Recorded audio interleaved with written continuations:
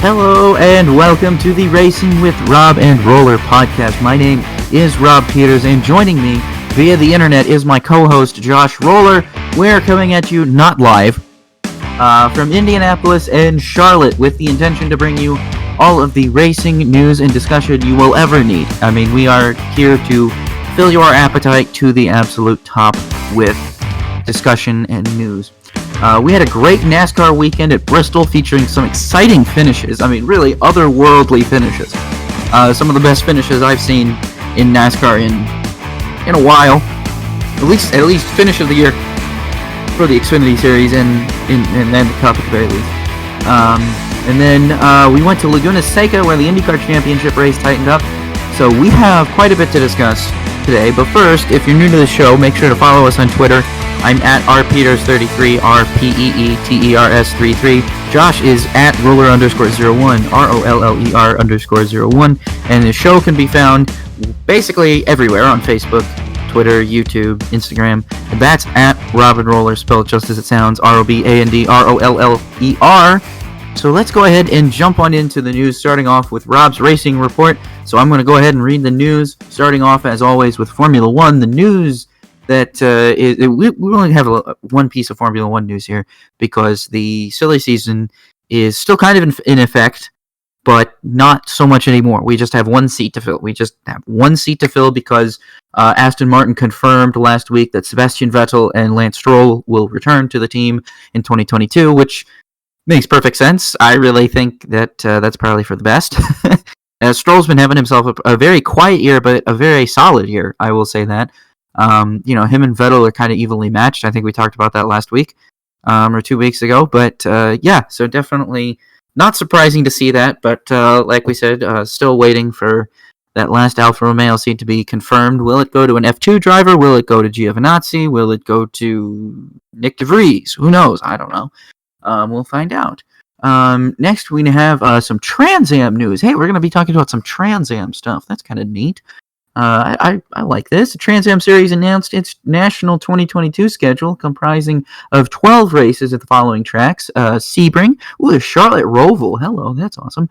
The Road Atlanta, Laguna Seca, Sonoma, okay, Lime Rock Park, Mid Ohio, Road America, Nashville GP, Watkins Glen, Virginia International, and Coda. Ooh, okay, I like that. That's a good lineup of tracks.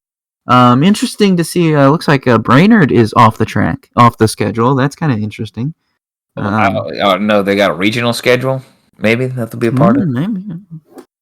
I think that Trans Am has been to Brainerd the last couple of years. Well, maybe they have. I guess I can't remember. Maybe. I'm not going to call you wrong. Minnesotans, not what happened. Minnesotans need a race too, guys. They do. Come on. They do. I mean, it's too far away from Toronto, to go to a Toronto race. I mean, what are you going to do? I mean, you got to go all the way to Milwaukee to hopefully see a race in Milwaukee Mile. I got to go Road Atlanta or Road America, excuse me. I mean, come on, that's still a long drive. It is quite a bit of a drive, yeah. That's a long trek. It's a long ways once you leave Chicago to get to Minnesota border. It's a long ways. Yeah, no kidding. That's what I'm saying. Like, come on. Minnesota fans need some more representation, just like we need more Pacific Northwest racetracks. We need some more racetracks in Washington and in Oregon and Northern California as well. Just in general, I think those are good places to build some tracks. I think there's quite a racing scene out there that would appreciate that. Moving on here into some IndyCar news. Racer says, expect the Indy Light Series to fall under the Penske Entertainment umbrella beginning in 2022, as the current series promoter Anderson Promotions. Racer does understand, however, that the lower two divisions of the Road to Indy ladder, Indy Pro 2000 and USF 2000, will remain under Anderson Promotions. So Penske is going to take over the Indy Lights, but Anderson is going to keep the Indy Pro 2000 and USF 2000 as promoters. Now, I want to say something about this, and it harpens back to an issue that I think is very, very controversial, and I'm going to try and keep this as precisely as I can. But this enrages me for several reasons. But the biggest reason that this enrages me is because it pretty much all but confirms that we will never have a Freedom 100 ever again. There is no hope, because as long as Roger Penske is heading this, we will not see it. We will never see it again because Roger Penske decides that he doesn't like it. Ergo, he knows more than all the other fans, and he's exempt from criticism because he's Roger Penske, and not enough people are calling him on it when they should be, that this is a terrible move, and I am going to voice an opinion here that I feel very strongly of. I want you to remember back to the races at Pocono and the IndyCar Series. And remember the series of violent crashes that happened in 2018 and 2019. Now, I just want you all to ask yourselves, why do you think those crashes happened? Okay, we have a number of things we could blame, but the number one thing is driver inexperience. And I'm hyping mainly on Robert Wickens here. But the reason why I say that is because by continuing to prevent these drivers and teams from racing on a big oval like Indianapolis and refusing to run them at Texas and only running them on one oval per year, and that being at Gateway, which is really small, and if you're lucky, we get a race at Iowa, which, again, isn't saying much. Iowa is not Pocono. Iowa is not Indianapolis. Iowa is not Michigan. It is a very short track, and it's fine for Indy Lights to run there, but it's not going to give them the oval experience that they need. Because you're going to see what's going to happen, and this is my biggest concern, is that if in the future we get lucky enough to get more ovals on the schedule, we're going to have an entire generation of Indy Lights drivers come up through the ranks that have never run on a big oval before. And their first time running on it will either be at Texas, as we'll talk about later when we get to the schedule, or at Indianapolis. Does that sound safe to anybody? I mean, yeah, they can pass the rookie test. Yeah, they can pass all that. But do you really want them to not know how to actually race these big ovals? And so that the first time that they get around other drivers in a competitive scenario, they wall it in turn one and potentially take out Lord knows how many other drivers?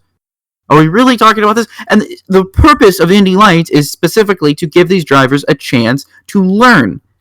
By denying them an opportunity to race at Indianapolis, or Texas for that matter, you are denying them the chance to learn how to race at a big oval for when they get to the IndyCar Series. Roger Penske is all concerned about safety and saying that it's too dangerous for them to race there, when he's completely ignoring the side effect that's going to happen is, if they're too dangerous to race there at Indy Lights, then they're going to be too dangerous to race there when they get into an IndyCar, because they're not going to have any experience. And so when Roger Penske and his Penske Entertainment Corps and all that stuff, and the Penske Entertainment umbrella, yeah, they're going to take over. They're not going to run the Freedom 100 because it's Roger Penske's decision. And unless enough people call him out on this, or unless he actually sees what I'm prophesizing come true, he's not going to let it come back.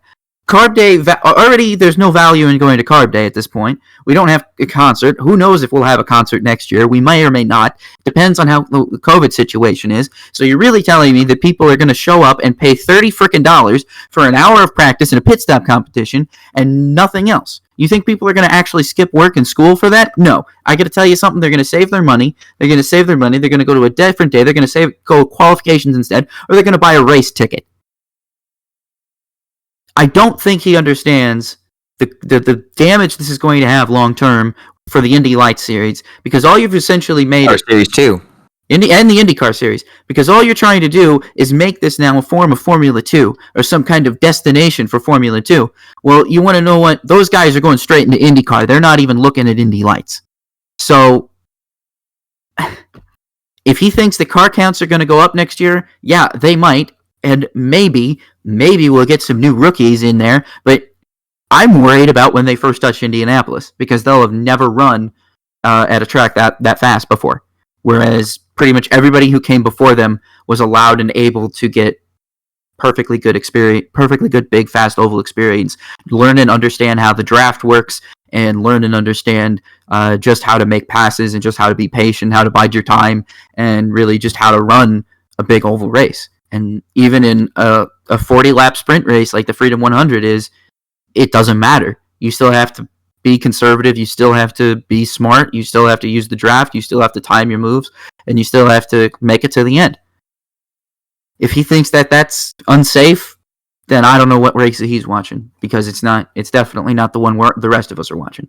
So that's my rant on that. If you have anything else you want to say, Josh, that's okay, but otherwise I'm going to move on. No, you don't? Okay, that's fine. Next piece of news here. Adam Stern tweeted that the IndyCar game by Motorsports Games is expected to be released in May of 2023, which actually is a really perfect date because you can capitalize on the popularity of the Indy 500 around that time.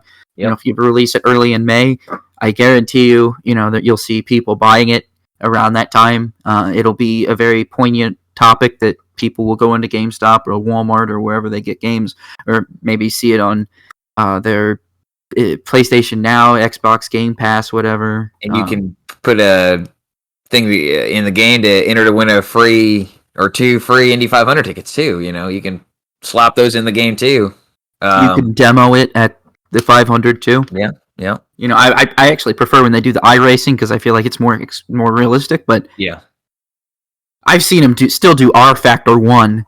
I'm like, that's the same one I use. So I did a sprint car thing demo. It wasn't iRacing. I don't know what the programming was, but I did a dirt car simulator deal at Kokomo Speedway one time, and they was racing around Kokomo Speedway. That was the cool part. And I'm like, I don't know what I'm doing, but it was still fun. It was my one and only thing is, I will say, as a Switch owner, I desperately need this game to come to Switch. Because NASCAR Heat, or NASCAR 21 Ignition or whatever, was supposed to come to the Switch, and then when it got announced, it was only announced for the Xbox, PS5, and PC, and notably missing was the Switch port, and so I'm still mad about that, so I need this to come to Switch, and I think it should also be an easy port, because I don't think the graphics are that intense, but that SRX game should also come to Switch. I don't know, anybody who's listening out there, please make these things happen. Please, I am begging you, as a loyal Switch owner. I have bought Grid Autosport on the Switch, and I literally have played it for 30 hours, and I can promise you, the Switch is fine. And it has a little Mario steering wheel that you can use for Grid Autosport 2. It's like $100, and it's a birthday present if someone wants to give it to me. But it's a real thing, so you can make your Switch into a real racing simulator. So I'm just saying, they should do this. The Switch is a legitimate console, and I just like being able to play stuff on the go. Okay. I just like being able to play stuff on the go. That's my whole thing. Okay? I just like that. I like being able to play a console quality game on the go. Okay? Anyway, moving on. Aero Electronics has signed an extension with Aero McLaren SP. The deal now runs through 2028 and does include sponsorship for both IndyCar and sister team McLaren Racing Formula One. Andretti Autosport officially announced last Tuesday that Ryan Hunter-Reay will depart the team after the 2021 season. Hunter-Reay joined the team in 2010 on a handful race deal. I think it was a 3-race deal, but impressed and was able to stay on another 10 seasons. No word on where Hunter-Reay expects to race in 2022, nor who will replace him in the number 28. More IndyCar silly season news here going on. Motorsport.com reports that Takuma Sato is nearing a deal with Dale Coyne Racing for next year. Nothing has been announced. Dale Coyne would love to have Takuma. Honda wouldn't mind it either. I mean, Takuma has to go to a Honda-based team. But as far as I can tell, based on the Motorsport.com article, Takuma Sato has no intention to retire, and Dale Coyne has every intention to try and sign him if he can, which I think would benefit the entire team. It would just be a question of who is he going if he still continues to partner with Rick Ware Racing next year, who's going to take that ride, because we know it's not going to be Grosjean. We're pretty sure Grosjean's going to take over Hunter-Reay's ride. We don't know where Hunter-Reay's going to go. We're pretty sure Harvey has a deal with Ray Hall Letterman. All of these IndyCar season dominoes are halfway tipping, but they're not there yet. They haven't fully tipped yet, and it's kind of annoying just waiting for them. We were literally hoping that we would have something announced last week when we did this. We're like, something should be announced by Long Beach. Well, okay, Long Beach is now here. They must want to be saving it all here for Long Beach and talking it up in the suburbs of LA, I guess. I don't know. Okay, so now let's talk about the schedule. Racer.com released teased an 18-race schedule early in the week for the 2022 IndyCar Series season, but it was actually a 17-race schedule that was released over the weekend. 14 of the races will be on NBC, which is incredible. Yes. Holy cow! How are we getting this lucky? This is outstanding. I didn't believe that. 2 will be on USA Network, which is interesting. Only 2 on USA. I really would have thought we would have had more on USA. And 1 will be a Peacock exclusive. Good Lord, this is what I was worried about. And it's the Toronto race. You know what? I can bet you I know why they did that. There's no guarantee that Toronto race will happen, so they moved it onto Peacock as an experiment, just in case it doesn't happen. Because if it doesn't happen, then they could just wipe it off the board and say, okay, every race is televised. But if it does happen, they can use it as an experiment to see how well these things track. Like if enough people sign up for Peacock to watch the IndyCar race. It could be too that Peacock will become available to Canadians by that time. And they is it not already? I don't think it is. Is it now? I know Lost Speedways is not able to be viewed on Peacock in Canada. Oh dear. Because they have to go to the History Channel Canada to watch it. I don't think it's History available. Channel Canada? History Channel Canada to watch it. How do they get to pick up the rights to that? It's history. I mean, yeah, but this is what bothers me. Canada, at least their television stations don't tend to engage in as much channel drift as ours do, and I believe it's because of a law between the Canadian broadcasting that says they can't. Because I remember when when Fox was trying to turn Speed Channel Canada they wanted to change it into Fox Sports 1, but because of the license that they had paid for American non-Canadian based television, it had to stay a motorsports network. They couldn't make it into a general sports network like FS1, so they couldn't bring FS1 there. So what they did was they kept it as Speed and then rebranded it later as Fox Sports Racing, which is basically just Speed, whatever they had the rights to air on Speed, old Speed Channel shows, and then live racing events. And I think NASCAR probably something to protect the local Canadian television. Yeah, exactly. But that's kind of interesting. It makes me wonder. It makes me very interested because it makes me very interested in how Canadian television works. How there's less channel drift there, probably because of that law. Or it also just shows how technology moves faster than regulators can or are willing to keep up. Yeah, maybe. But anyway, so. Interesting about that, but then here's about the rest of the schedule. Texas is going to move from May to March, which Josh and I talked before the show. We both think this is pretty bad, but at least the date they chose is bad. The date they chose is bad, but I just think in general moving it to March is a terrible idea. And in general, moving the Texas race date around, you keep messing with the Texas schedule, people are going to stop showing up because they're not going to know when it is. You do realize this, right? The racing already isn't that good. Now you're making people change their plans, when they could have already solidified them. They're used to Texas, the IndyCar race running in June, in that May-June window, and now it's going to be moving to March, and it's okay, well, maybe some people can't make it to this race. It just, I don't know. It doesn't seem very smart to me. And then Iowa returns as a doubleheader, and Detroit loses the doubleheader and will become a single race. That surprised me. Also, the fact that Detroit is one of the races on USA surprised me as well. I always thought that Detroit race had to be on network television because it has been since its inception. Since they brought it back, it's been on ABC, it's been on NBC. Penske wheeled and dealed it. He owns the series. He owns the promotion rights to that race. He's okay, we obviously know this isn't a popular race. Let's shift it to USA. Why didn't you get a freaking deal done with Michigan then? Move it there, for crying out loud. If nobody likes it, why don't you go to a track where actually people like, and IndyCar will put on a good race? I guarantee you, they go to a race on Michigan, IndyCar immediately becomes popular again. Popularity will shoot up, yeah, for sure. I mean, because that Michigan race will be the best freaking thing I've ever seen, especially with this style of car. I think Indianapolis is okay, but if you put those things on a big banked oval like that, they're gonna fly. They're gonna go flying around. I bet you it's gonna remind you of kart races there, and everybody's gonna lose their mind. Yeah. So, yeah, needs to happen, but it didn't happen. It didn't happen because we actually got the real schedule. So, the schedule of tracks in order goes St. Petersburg, which is in February now. Yeah, last weekend in February. Cool.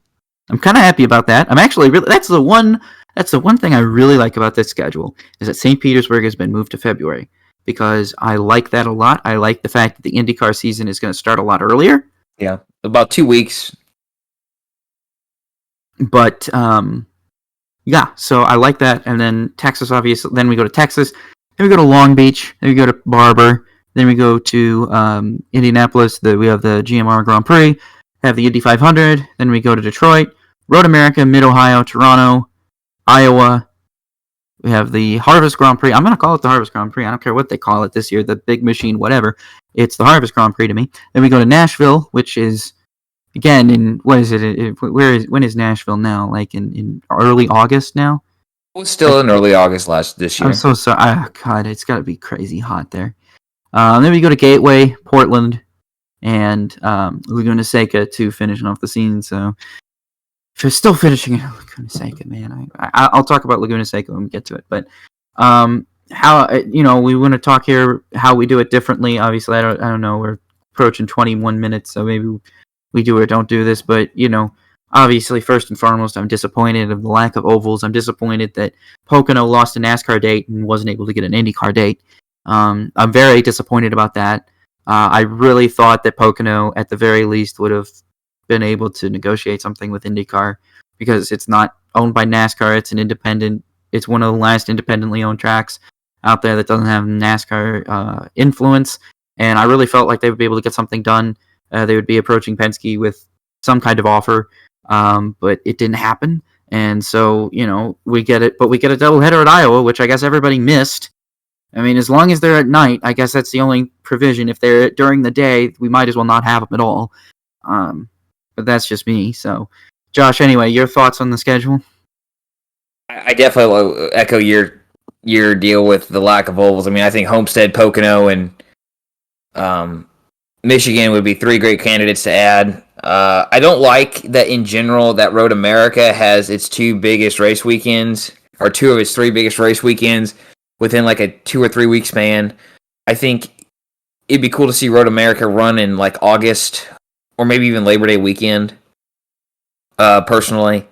And and there's just a lot of off weekend gaps that, especially in the beginning of the year, that bug me. So, and Texas shouldn't be the date it's on. It's the same date as Sebring, which is making a lot of teams mad, a lot of drivers mad. And they could have, if they had St. Pete and Homestead open up, they could have run Texas before Long Beach, in my opinion.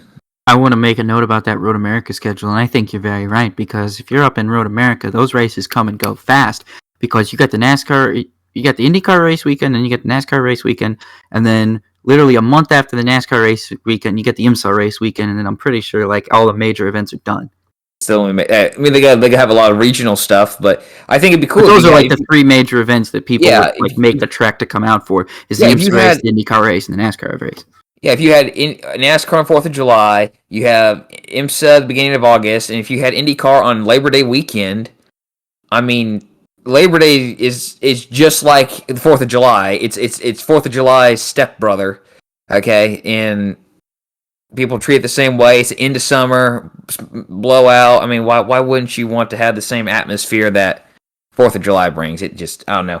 Yeah, IndyCar schedule, definitely some letdowns, but at least there wasn't a shake-up in like, oh, by the way, we dropped a Gateway or something stupid. So, yeah, I mean, I guess the positive we can take up from this is we didn't lose any races. We didn't gain any, but we didn't lose any. You lost a street course, you gained an oval. That's what you did. That was the change this year. You lost a street course race in the loss of the Detroit becoming a single race weekend, and you gained an oval. So that's how you look at it. Okay, so it looks like they're gonna run. Okay, so it's not all bad, because at least then I think it looks like it's still 100 minutes. That's kind of lame though. I was gonna think the IMSA race at Detroit could be extended a little bit more. They could like run it on their own day, like on the Saturday or something. Yeah, I would. But no, they're still running it. It's still gonna be an 100-minute race. I don't know. That's kind of disappointing. I feel like they should. If you're gonna lose a race from Detroit, you should give the fans a better IMSA race, a longer IMSA race. You know what I mean? Sure. And that could be something that changes now. That maybe that's something that IMSA wasn't privy to know, and they can go back and they can amend that and say, okay, we're going to make it a 2 hour. At least make it like a 2 hour, 40-minute race. You know what I mean? Yeah. Don't make it an 100-minute race. Like, come on. Like, you have more time now. You could take the whole day. You could take the whole Saturday if you wanted to. Assuming the race is on Sunday, I think it is, right? Yeah, the IndyCar race is on Sunday. So yeah, they could totally take the whole Sunday. I mean, I don't know how the lights races will work, but apparently Roger Penske still think that's better than racing it. IMS, whatever. Screw it. I don't care. All right, let's move on. Let's move on to NASCAR. This was big. A Starcom Racing crew member, Charlie Langenstein, confirmed in a later deleted tweet that Starcom would be shutting down at the conclusion of the 2021 season. The tweet alludes to the fact that Starcom has sold its charter. So now this is interesting because I'm wondering who bought this charter. If I want to know who bought this charter because Spire. You think Spire? I think it's Spire. Okay, because this is the thing that I'm wondering. Because Denny Hamlin's still trying to get a charter for Kurt Busch, and he's still apparently in talks to buy the 38 charter from Front Row Motorsports. I think that if we heard it was 2311, we would have heard something. I really think so. I feel like you're right, but I can't imagine like that Starcom charter is very valuable. I mean, either Spire sold 2 of its charters to Colleague. Obviously, maybe it still wants to run 2 cars or turn around and lease it. They just bought a charter that's worth less than what the 2 charters they sold to Colleague were. That's true, and then they can still stay in there because that 7 car has been looking a lot better every race weekend. So definitely Corey LaJoie and that whole team have been making some positive strides. And if you listen to the Corey LaJoie interview with Kelly Crandall on the Racing Writers podcast, he talks about how the 2 cars are different this year and how they're really just trying to get through this year with spending the least amount of money and focusing on next year's car, putting the most money on there. So to me, to see that the 7 cars running better than the 77 makes sense. It really does. Well, Justin Haley had a great stretch in the summer where he was knocking off top 10s. He had a top 10 at IMS. I think he had a top 10. He had a top 10 somewhere else. I think. I know he had a top 10 at IMS, but I know he also got a top 10 somewhere else. But Haley had some top 10s. So Spire Motorsports is already. I mean, they've doubled their top 10 finishes with both cars. Yeah. So far, so that's really good. So, but yeah, that is interesting to see because it probably shows why Haley's performance has been kind of dropping. But Haley had a really good summer stretch there where he was finishing pretty well. And that'll be interesting to see if that transfers over next year because he's basically run the full season, even though he hasn't been running for points. So I don't think he'll be able to run for Rookie of the Year, right? Because Ross Chastain wasn't. So. Yeah, I don't think he will. No. Yeah, I didn't think so. So, yeah. But anyway, but I'm interested to see how he does for Colleague next year because I think Haley's been really, really good in the Xfinity Series, but that's the Xfinity Series. If he was beating Kyle Busch all the time, then I could probably make an argument and say, yeah, I think he's doing great. But he usually wins when Kyle Busch isn't in the race. So. But anyway, next piece of news here. This was pretty big. It was officially confirmed that NASCAR will move the season-opening Clash from Daytona to Los Angeles Memorial Coliseum, where they will construct a short track inside the bowl of the stadium. Josh, I'm calling this Dodge Raceway Stadium in order to be okay with it because I really don't care for this at all. I really don't understand it. I've made my points clear about that, but since it's happening and there's nothing I can do about it, I might as well just sit here in Series in 2022 with Richard Childress Racing. It is possible that RCR could expand with Myatt Snider's plans being unknown at this point. Snider's had a fairly decent season. He did have that win at Homestead, which was pretty big for him in his career. He's in the playoffs, obviously, which is really good for him as well. How far will he make it in the playoffs? Well, we'll see. But, I can't really say that he's had a bad season this year. I don't think it's a season that warrants him not getting another season with RCR, personally. I mean, it's great to see Sheldon Creed get that opportunity. I think he's been one of the best truck drivers basically in that series, probably behind Austin Hill and probably John Hunter Nemechek. But, I really think that that's good for them. Good to see that. And then here's a piece of news that we want to talk about. I'm sure we want to talk about this. We'll probably talk about this later, but this is the last piece of NASCAR news before we move on here. The Indianapolis Star reported that IMS did confirm the 2022 NASCAR Cup Series race at the Brickyard will be on the road course, but acknowledged there are plans to return to the oval in the near future. More on the 2022 NASCAR Cup Series schedule, which was announced this past week later in the show in a special upshift downshift segment and discussion. But this won't pertain to that because it's more piece of news. But it's very interesting because in that article, Doug Bowles basically was quoted as saying that he recognizes and understands both sides, and that's why he's like, okay, well, we've made a name for ourselves. We've made this established history on the oval for NASCAR, and it's very clear that there's a very strong segment of vocal and outspoken Cup drivers that would prefer to be racing on the oval. Yep. Some guys I'm sure said they didn't care just purely for PR reasons, but I think a lot of them especially the Penske drivers, because when I talked to those Penske drivers, they all said the same thing. And I think it's very interesting because I feel like everybody who wasn't associated with Penske was able to say whatever they wanted and they didn't have to worry about being fired or whatever, because it doesn't matter. If they would prefer to be racing on the oval, then that's that. And it seemed very overwhelmingly that the majority of those drivers that were not Penske affiliated were openly against doing it on the road course. So apparently NASCAR and IMS have recognized this, and it will be very interesting to see how this works out, because I do think they've struck gold with the Xfinity Series racing on the road course.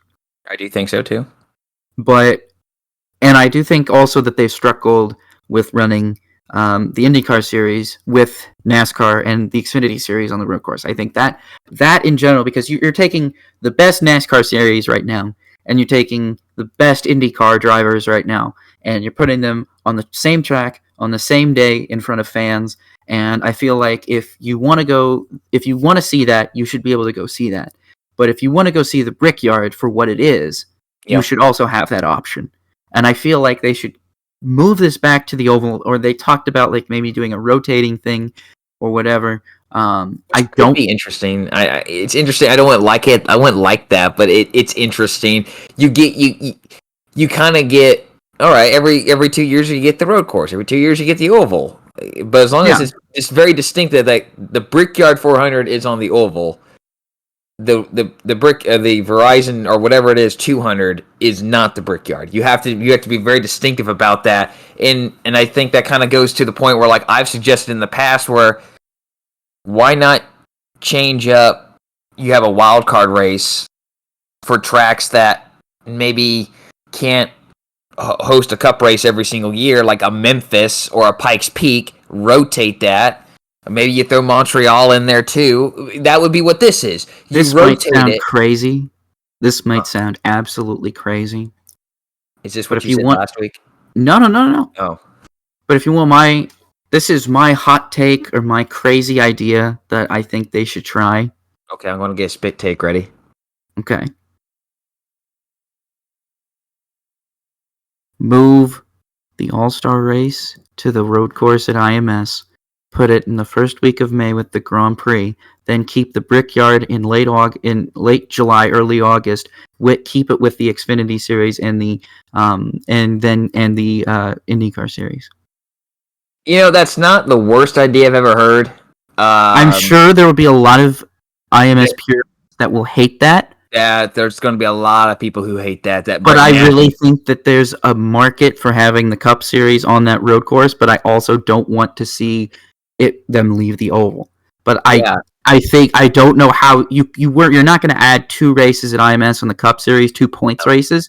So that's why I said the only possible other way to do it would be to make it at the All-Star race, put it in May before the Indy 500, maybe even before the Grand Prix, whatever, and have it run, as kind of like a big event, like make May like this big thing where, it's just this, it almost expands. You have the NASCAR All-Star Race, the IndyCar Grand Prix, the Indy 500, you go on in there. Some people, purists, traditionalists might hate that. There's going to be a lot of people who hate that idea. I'm looking it's a good idea. Purely from a logical, logistic standpoint. Yeah, as but the only possible way that we could get the road course and the oval on the schedule at the same time. yeah, I like your idea. It's actually not. That's not what I was expecting you to say. But What did you expect me to say? I honestly don't know what I was expecting you to say, but that would Okay. not have been one of them. I like that idea. Yeah, the purists and traditionalists are gonna they're gonna tar and feather you, but that's actually a smart idea if you present that.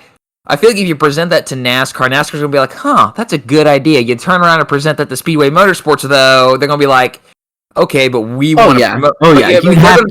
We want to promote that. SMI would hate me. Yeah, forever. but the people who would definitely not be on board for it, because Speedway Motorsports would say, "We want to promote the race, co-promote it."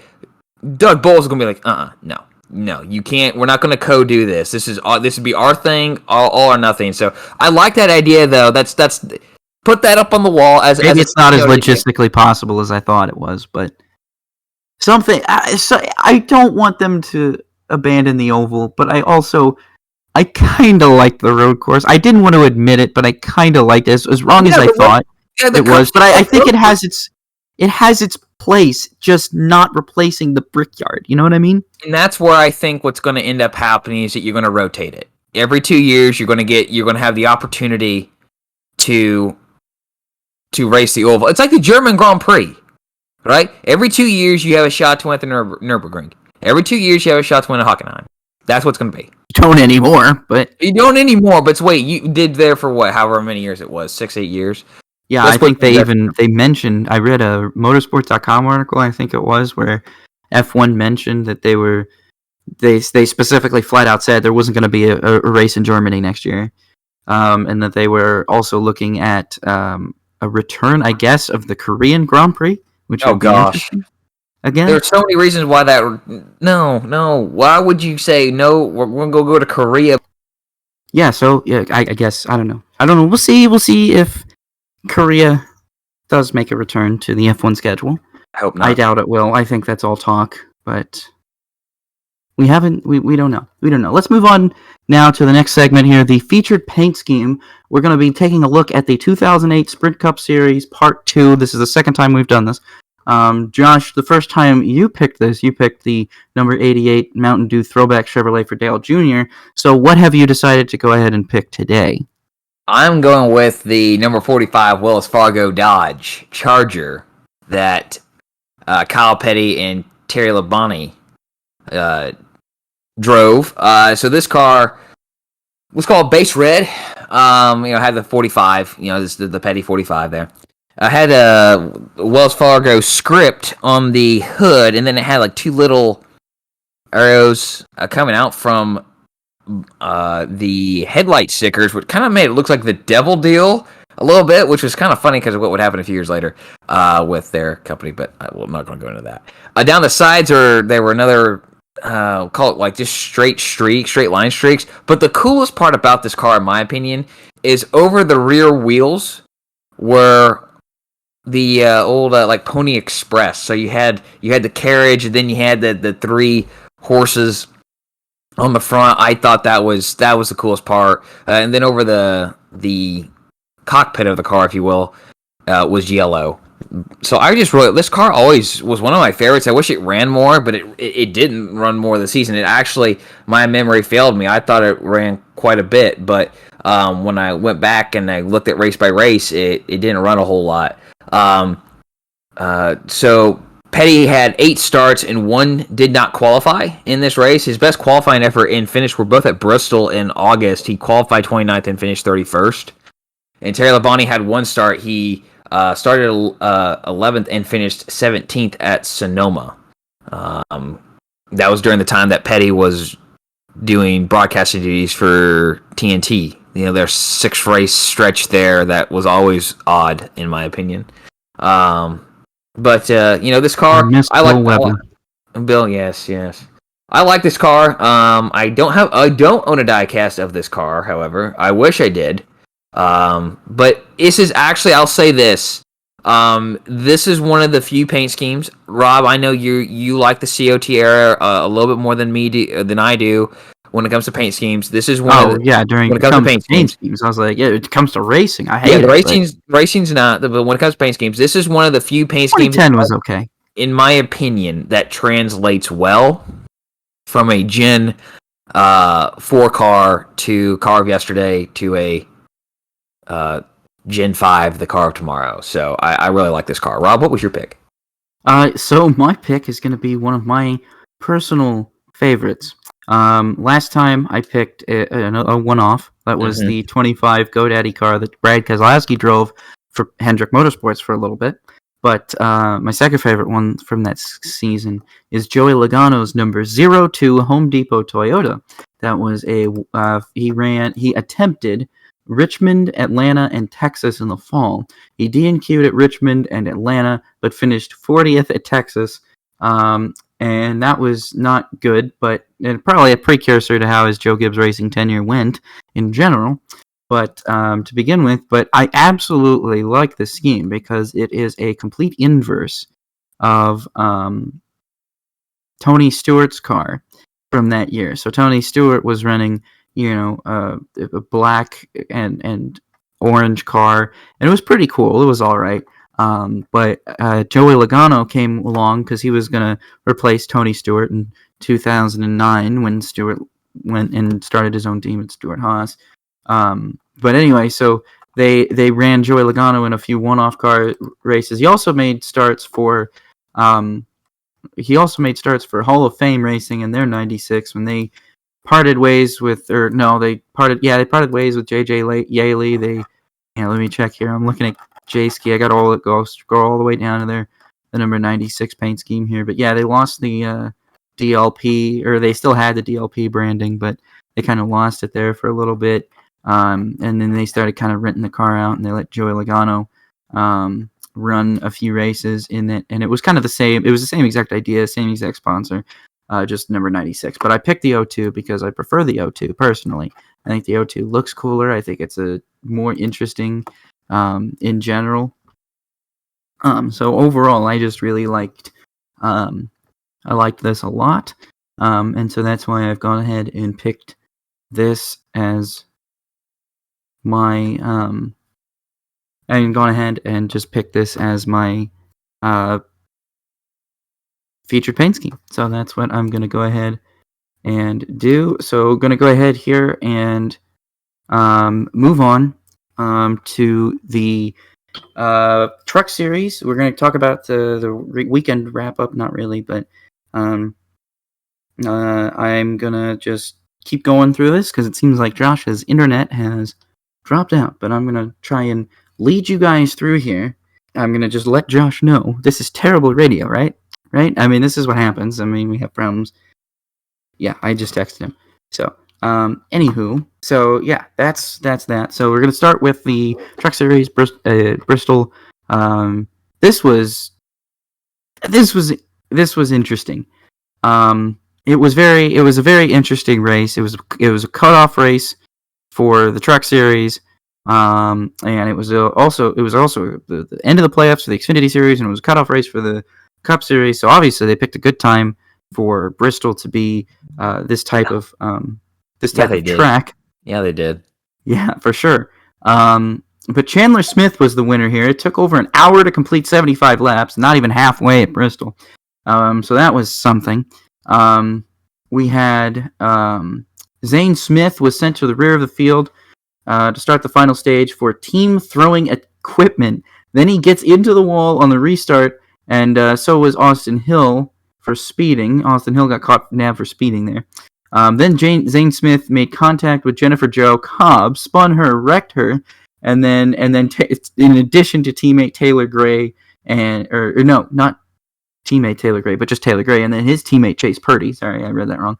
Chase Purdy was having a good race too. He was running rather well. He's had a good post-Olympic break, and this kind of put a damper on that one a little bit. This was Chandler Smith's first win in the Truck Series, wasn't it?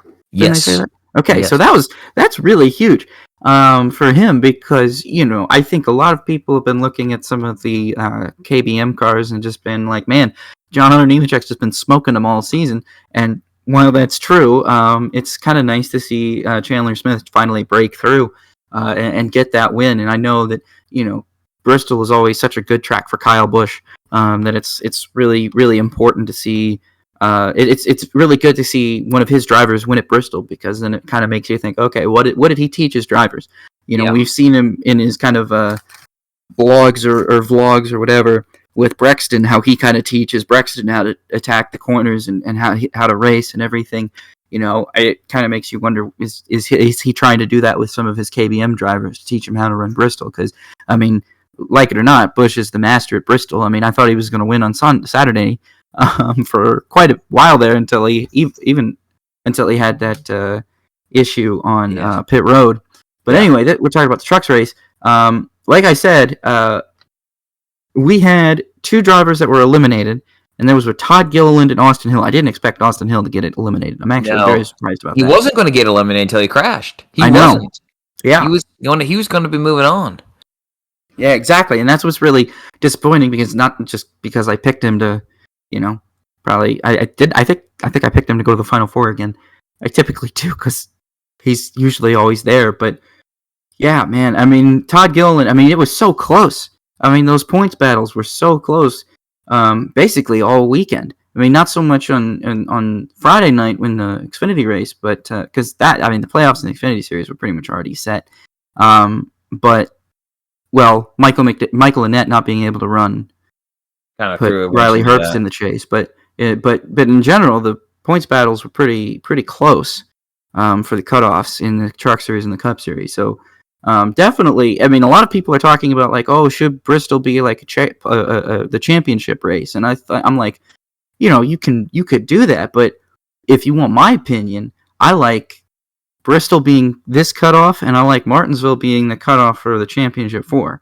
I like those. I like that being the case, because I think that's perfect. I don't think Bristol needs to be the championship decider, but I do think that they need to keep it in the playoffs at all costs. And also, I think after this weekend, I think if we've learned anything, it's that we probably don't need to throw dirt on this track ever again. No, oh my gosh, I love the little. This is again Cup race, but I love the shade that Junior threw it post race up there in the booth. It's just like he gets it, he knows it, and he can get away saying it.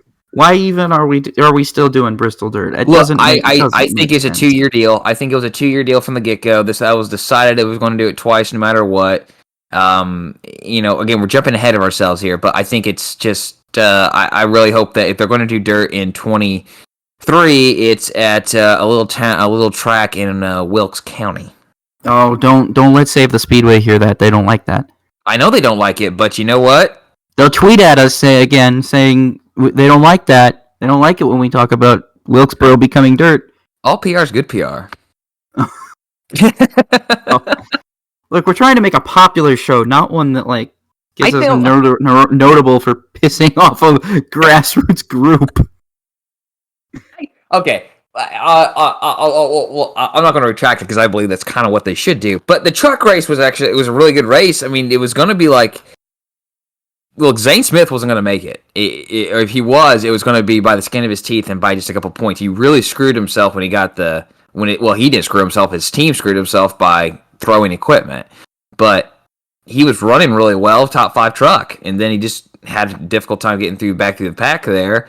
And his saving grace was a mistake on Austin Hill when he was in that wreck. That right there is like, okay, Zane just. Yeah, you're right. That was interesting. But anyway, let's go ahead here and move on, because we haven't talked about the Xfinity Series at Bristol yet. We have not talked about the Xfinity Series at Bristol yet, and I think it's time that we talked about the Xfinity Series at Bristol, because this was crazy. First of all, I alluded to it earlier, but Michael Annett was sidelined again with this injury, which I hope Michael Annett gets better, because it definitely sucks for him to literally lose being in the playoffs because he was injured. I mean, he got a waiver, and he ended up missing a race, the cutoff race, and it ended his whole thing. But yeah, so it's definitely interesting there. We'll see where that goes. We'll see where that goes. But anyway, but it was very, very interesting.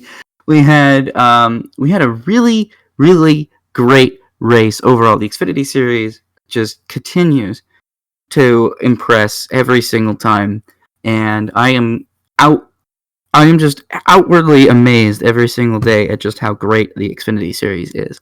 Josh is still having internet issues, so if you can't hear him, I love the Xfinity Series. And you had Justin Allgaier and Sam Mayer. They made contact. They had some. Oh boy, I was like, man, you're getting into it. That was a fierce fight. That was a fierce fight there. It was. It really was. Oh my gosh, Josh, I'm glad you're back. Josh is having a little bit of internet connection issues, so he's dropping out. But I'm going to keep trying to make sure that the show goes on because I don't know when we're going to be able to record this again. But anyway, so yeah, but let's talk about that last lap shootout. We get a late race caution, and it all comes down to this, and basically all hell breaks loose. I mean, Austin Cindric is in there, AJ Allmendinger is in there, Justin Allgaier is in there, Justin Haley's scooting around. No, he wasn't there. It was Riley Herbst that was scooching in, and to be honest with you, Riley Herbst gets a lot of criticism. I give him a lot of criticism. I mean, considering what the 98 was doing last year, it's really sad that Riley Herbst has just. It literally took Michael Annett being injured for him to make the playoffs. Like, he would not have made the playoffs had Michael Annett raced on Friday. I agree with that. But I mean, it actually, if everybody in front of him had wrecked, he might have made the playoffs anyway. Yeah, if he took that win. They tried to. He finished third in that race. I thought they were going to. Man, Justin Allgaier had one of the most eventful races. But then it was interesting. I loved Austin Cindric talking about it. I don't think Cindric did anything wrong. No, Allmendinger gave him a bump going in. What was it? Going into turn one and going into turn one on the final lap. Yeah, and so I think if we're being honest, it's Bristol. I mean, if Allmendinger has to know that Cindric's going to remember that because it's a short lap around Bristol. It's 16 seconds. You don't think he remembers getting doored and run up high, or whatever, having to relinquish the lead? Of course he does. It literally just happened. He's going to try and outrace you. It feels if Cindric feels like you raced him a little bit dirty, he's going to race you a little bit dirty. Now, I don't necessarily. It didn't look like Cindric tried to, like he didn't want to wreck him. He didn't want to wreck him like Earnhardt wrecked Labonte. He wanted to wreck him coming to the line, so at least when they wrecked, it was a fair wreck and a fair fight coming to it all. I think what he tried to do was try to bump him up and get him loose into the wall where he was just going to beat him just by that much. He didn't, when he hit him so hard and just in the right spot that it turned both their cars. I don't think he meant to. Oh yeah. No, I think he just meant to drive him up and knock him into the wall and sort of like, instead of Allmendinger beating him by a foot or two, Cindric beats him by a foot or two. I think that's kind of what he was going for. Yeah. But anyway, it was, and then after the race, he got booed, and then he said, "It's Bristol, baby," and then everybody cheered, and nobody should be booing him. No, I mean, I think they booed him for what he said. Hell of a race. Why would you boo him? I think they booed him because he said that's not the way I wanted to go down or something like that. Or I'm like, I just think the fans were in a booing mood. I mean, we can't cheer completely, right? There's got to be a villain. There has to be a villain. Isn't in this race. Yeah, there has to be a villain. So it was Cindric for a moment there. Yeah, but I want to talk about Allmendinger for a moment because. Have you ever seen Allmendinger look that swaggerish ever? Mm-mm. Yeah, he's got this swagger about him this year, and he knows it. And he was feeding into the crowd. He made some faces in that post-race interview that were just like, "Yeah, I know I'm good. We're gonna win this championship." That's the energy I got from him on that interview, and I'm really liking this. I talked about a few weeks ago, post Indy, I believe it was, or somewhere around that time frame. That I just want Allmendinger to be happy. I just want him to be happy, whatever he's doing, because when Allmendinger's happy, he's racing well and he's putting on a show. So whether that's Cup, that's Xfinity, that's a late model at Hickory every week, whatever it is, I want him to be happy. because when he's happy, he's very entertaining. And selfish plug here. They kept it in, which I appreciated. On the front stretch breakdown for the Xfinity breakdown, I dropped a Rush 2013 movie quote in there, and the quote was, "A showdown between you and Nikki is all anyone wants to see."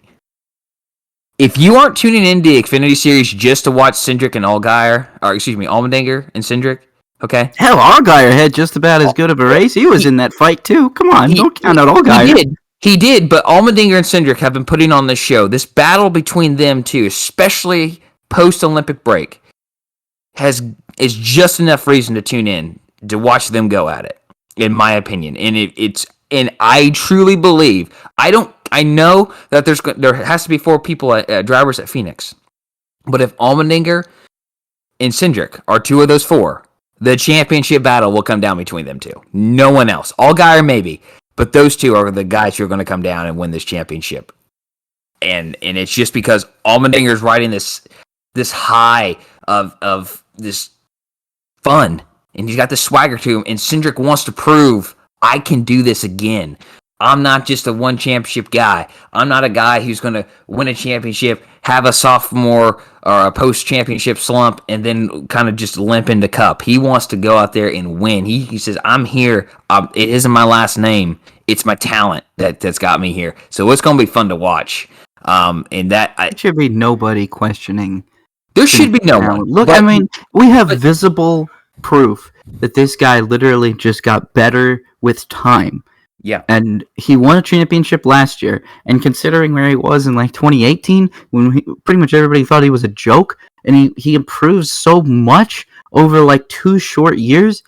And, you know, over 2019, 2020, where he improves to the point now where it's like everybody's like, yeah, okay, this guy deserves a Cup ride. Yeah. You know, he's earned it. You know, you can't say he hasn't earned it. You win a championship in the Xfinity Series. If he were to do it again, I think it would just further solidify the fact that he's earned it. Not just because he has a rich dad, or that just because his dad owns Team Penske or whatever. But it doesn't matter. You know, you got to earn those things. You know, there's a reason why Ty Dillon isn't racing in the Cup Series right now. As I'm sure if Richard Childress had the money and had the ability, he would run them. But Ty's not Austin. Ty's not really close to Austin, and I hate to say that because I like Ty a lot, and I really don't care for Austin all that much. But you know, it's just, it is what it is. You can't. I just don't think that it's fair to say that to Cindric. I mean, there's people that it is probably fair to say that to. That okay, this person is only in this ride because of their connections. Some people that's fair to say, but I don't think it's fair to say in Cindric's case, because I don't think that he'd be getting a Cup ride next year if he wasn't as good as he is. Well, you're right, but does he? But I put myself in like his shoes. Would that still be kind of floating there in the back of your mind? Maybe it's not as big of a in your rear view mirror, if you will, as it once was. It's drifting further away. But do you get that echo? Do you see that one tweet? Because, like you said plenty of times, or people have said plenty of times, you could see 1,000 great tweets. Like, man, you're great. You're a great driver. But you see that one. You're only there because your daddy's the president of Team Penske, and all of a sudden you're like, oh crap, that sticks with you. And I don't know. It just seems like it's been a different month of August post Olympic for both these drivers, and it's fun to watch. That's what I'm getting at. It's fun to watch these two because I don't think it's a rivalry, but it's certainly you're my main competition and no one else matters type of thing, if that makes sense. Yeah. It's going to be interesting to watch the Xfinity Series run up to the championship. I'm really excited to see where this goes. Yeah. Hey, speaking of which, one thing I did forget to do in this rundown was our playoff predictions for the Xfinity Series. Why don't we do that real quick here? I can tell you the 4. Gosh, you're killing me. Yeah. Okay. Yeah, here, I'm going to read off the drivers here for you. Okay, you got Austin Cindric, AJ Allmendinger, Justin Allgaier, Noah Gragson, Justin Haley, Daniel Hemrick, Jeb Burton, Harrison Burton, Myatt Snyder, Brandon Jones, Riley Herbst, Jeremy Clements. Rob, I can tell you who my first 4 out. It's the bottom 4 right now. I just don't see Snyder, Brandon Jones, Herbst, and Clements advancing. I mean, Clements has a decent shot if he has things go right at some of these tracks because just past experience or past performances. But the other three just don't show to me that they can beat the other guys, in my opinion. What are your first four out? Definitely Jeremy Clements and Riley Herbst should be are my first two out at least. It's kind of hard to pick another one, but I can't see Daniel Hemrick making it that far. So I guess I'm gonna make it Herbst. I do think Brandon Jones is gonna go far. I don't want to say Myatt Snider's gonna get it eliminated, but the points are really close between 7 through 12. So anything. If anything happens to some of those guys in the first, I think Brandon Jones is going to do fine. But yeah, probably Herbst, Clements, Snyder, and probably Hemrick. I don't see Hemrick making it very far. Okay. Who's your round of? Well, here we'll just do this because it's the easier way to do it. Who's the championship four? You got moving on. Who's the four guys you're going to be in the championship for? Oh, 100%. Cindric, Allmendinger, Allgaier, and Haley. Cindric, Allmendinger, Allgaier, and Haley. I'm gonna. I can't argue with three of those. I'm gonna go with Cindric, Allmendinger, and Allgaier. But that other guy, I'm gonna go with Gragson. I'm going to just go with Gragson on that one. I think he's got a good little fire right now. He's won 2 of the last 3 races. Had a good race going at Bristol until a speeding penalty. I think he had a top 5 car, maybe a car that could have contended for a win there in that last showdown. Just struggled to get back up there. But yeah, that's the 4 I'm going with. So that means that I won't review those. People can figure that one out. Who's the champion? Who do you got for the champion? Jeez, that's a good one. I think Cindric does it though. I think Cindric repeats. I think he won the race at Phoenix last year, and I think that bodes well for him. I think he can probably win it again and win the championship that way. Allmendinger is going to give him a run for his money. So is Allgaier. Yeah. But I just think Cindric right now has that history that's probably going to be a lot better for him. I'm going to go with Allmendinger. I can't. They're both right. I think anyone who picks Cindric or Allmendinger, you're right. You're right in picking them. I think everyone else, you kind of have to say why. Why do you believe that? But you go with Cindric and then go with Allmendinger. I think those are good picks. I really do. So all right, I got the predictions here. I wrote them down. And we can obviously sort out the round of 8 and see if we're right later. But all right, great. I say let's move on to IndyCar. Yeah, let's talk about the IndyCar race at Laguna Seca, which was, just as I predicted it, a very mediocre race. Yeah. Not very much passing because, again, the Andretti hairpin is not really much of a hairpin. I mean, it's really more of an, you got an equal chance, 50-50, depending on who has the momentum going into the corner. Granted, that seems kind of harsh. Romain Grosjean showed that, if you're daring and crazy, you can pass, and Takuma Sato did the same thing, and, Grosjean tried crazy stuff. I don't know why. I understand that it's really hard to pass at Laguna Seca, but you don't have to. I guess you got to go off. I guess you literally just got to go off track. Passing in the corkscrew is a mess in and of itself, and then you just get all. I don't know. I'm not going to talk about how much I don't like it. Sato did spin in the corkscrew and still foolishly backed it into Scott Dixon by not locking down the brakes. Yeah, which ended not only his day, but then also ruined Scott Dixon's day, who was, I believe, top 5 when that happened. No, he was running in like 11th or not 11th. Yeah, he was not. I don't know if he saw the top 5 all day. No, he did. He had he was running up there in the top 10. I think he was running top 5. If you cracked top 5, it wasn't for very long. Mm-hmm. He was running like around that top, like the 9th through 12th, 8th through 12th range. This race was pretty boring for me. So it wasn't. Yeah, it wasn't a great Laguna race. Seca. I'm more excited for Long Beach. I just am, because Long Beach is a better track. Like, I'm sorry. Absolutely. I mean, they should still be at Sonoma. I'm gonna say that every day. I think Laguna Seca is a waste of time. I understand you want to go finish your season out in California, but since you refuse to give a good date to Auto Club, and since Auto Club's getting torn up and turned into a NASCAR only short track, you pretty much should just at least give Californian fans a better show and move the race back to Sonoma. Just because Laguna Seca looks better and is more picturesque and has that wonderful corkscrew doesn't necessarily mean it's going to put on a better show. I was more entertained by the races at Sonoma for many years. I felt like Sonoma was a really good track for IndyCar. It's a great track for NASCAR, but it's an equally good track for IndyCar. And I'm still disappointed that it's not on the schedule anymore, and it's replaced with this processional racetrack where you basically have to go off course and kick up a bunch of dirt in order to pass anybody. But yeah, Colton Herta spanked the field, and who expected that? Because I think I saw there was only like 2 lead changes between like 2 drivers.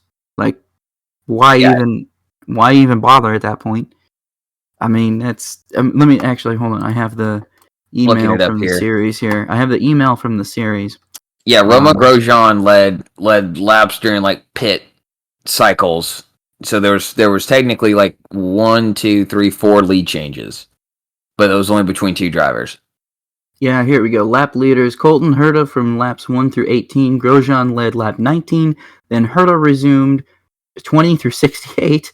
Grosjean resumed 69 through 71. Then Herta led the rest of the race, 72 through 95. So really, again, the only real passes for the lead came because of pit stops and pit cycles.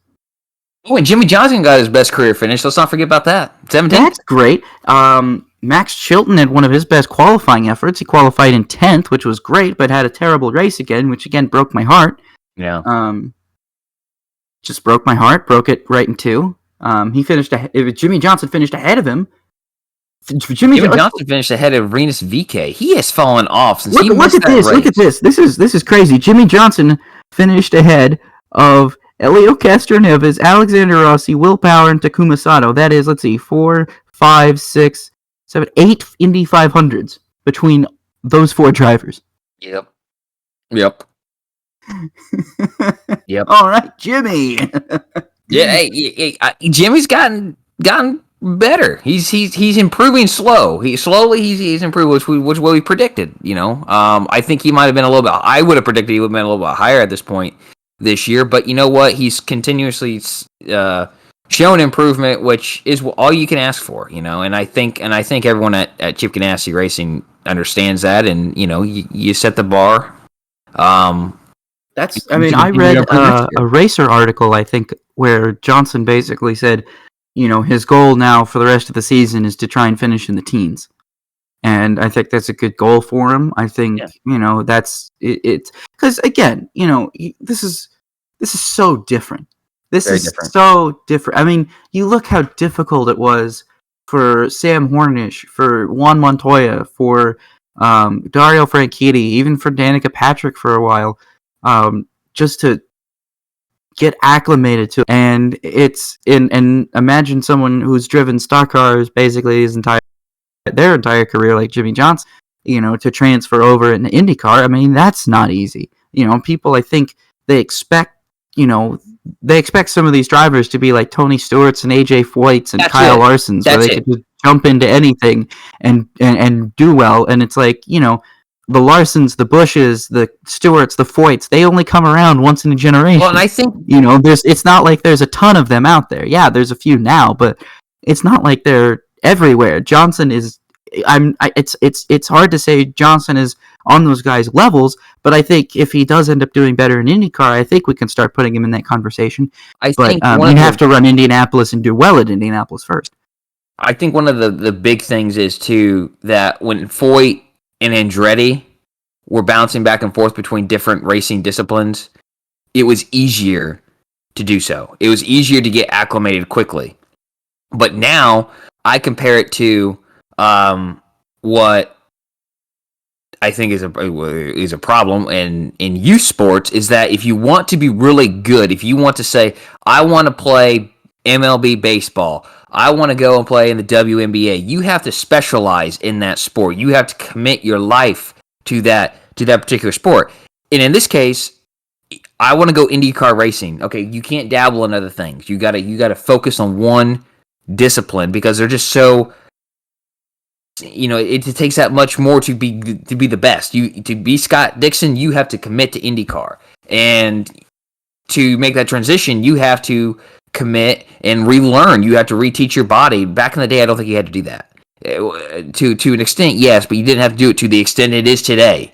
And that's what is when this happens. We see a Jimmy Johnson crossover. When you see what Kyle Larson's doing, what you see what I'm sure Kyle Busch could do, you have to appreciate that. I think even more. And I'm sorry, than what AJ Foyt and them did, because I just think it's that much more difficult today. That's fair. To do that. And I know that's my hot take. That's the thing, other than maybe the North Wilkes County comment I made earlier. That's my hot take today, is that what Jimmy Johnson is doing is nowhere near as easy as it once was. So I don't think if anybody thinks that it's easy, I think they're foolish. Yeah, I definitely I think so. I think so. But you like you said, to summarize about the race, the most entertaining part is watching Grosjean go through the field and make these passes, and thank goodness for him. And I love the podium deal too. All these fans cheering for him. I really hope that he's here for many years to come. I love the fact that we have Romain Grosjean in the field this year, and I really love the fact that Callum Ilott was out there for Juncos again. I know that they're struggling. Obviously Juncos is struggling for speed, but I'm really happy to see Callum Ilott out there. I think he's a great driver. I'm sure if Juncos can just find a little bit more speed over the off season, I think he'll be in a good place. It's going to be tough. He's gone from last year being in Prema, which is the best team in all of international feeder racing, to Juncos, which literally just came out of nowhere and came back with a new partner and is basically restarting their entire operations after having not run for almost 2 years now. Almost 2 years. It's going to be a big difference for him, but I think that he's doing well. He's not finishing last, which is good. That's important. He's where. Let's see where did he finish? Yeah, he finished ahead of Kellett, which I guess is all you can ask. I mean, it's not that hard to do, but he was. It's impressive to finish. It's good when you have an underperforming car and you can at least say he finished ahead of Kellett.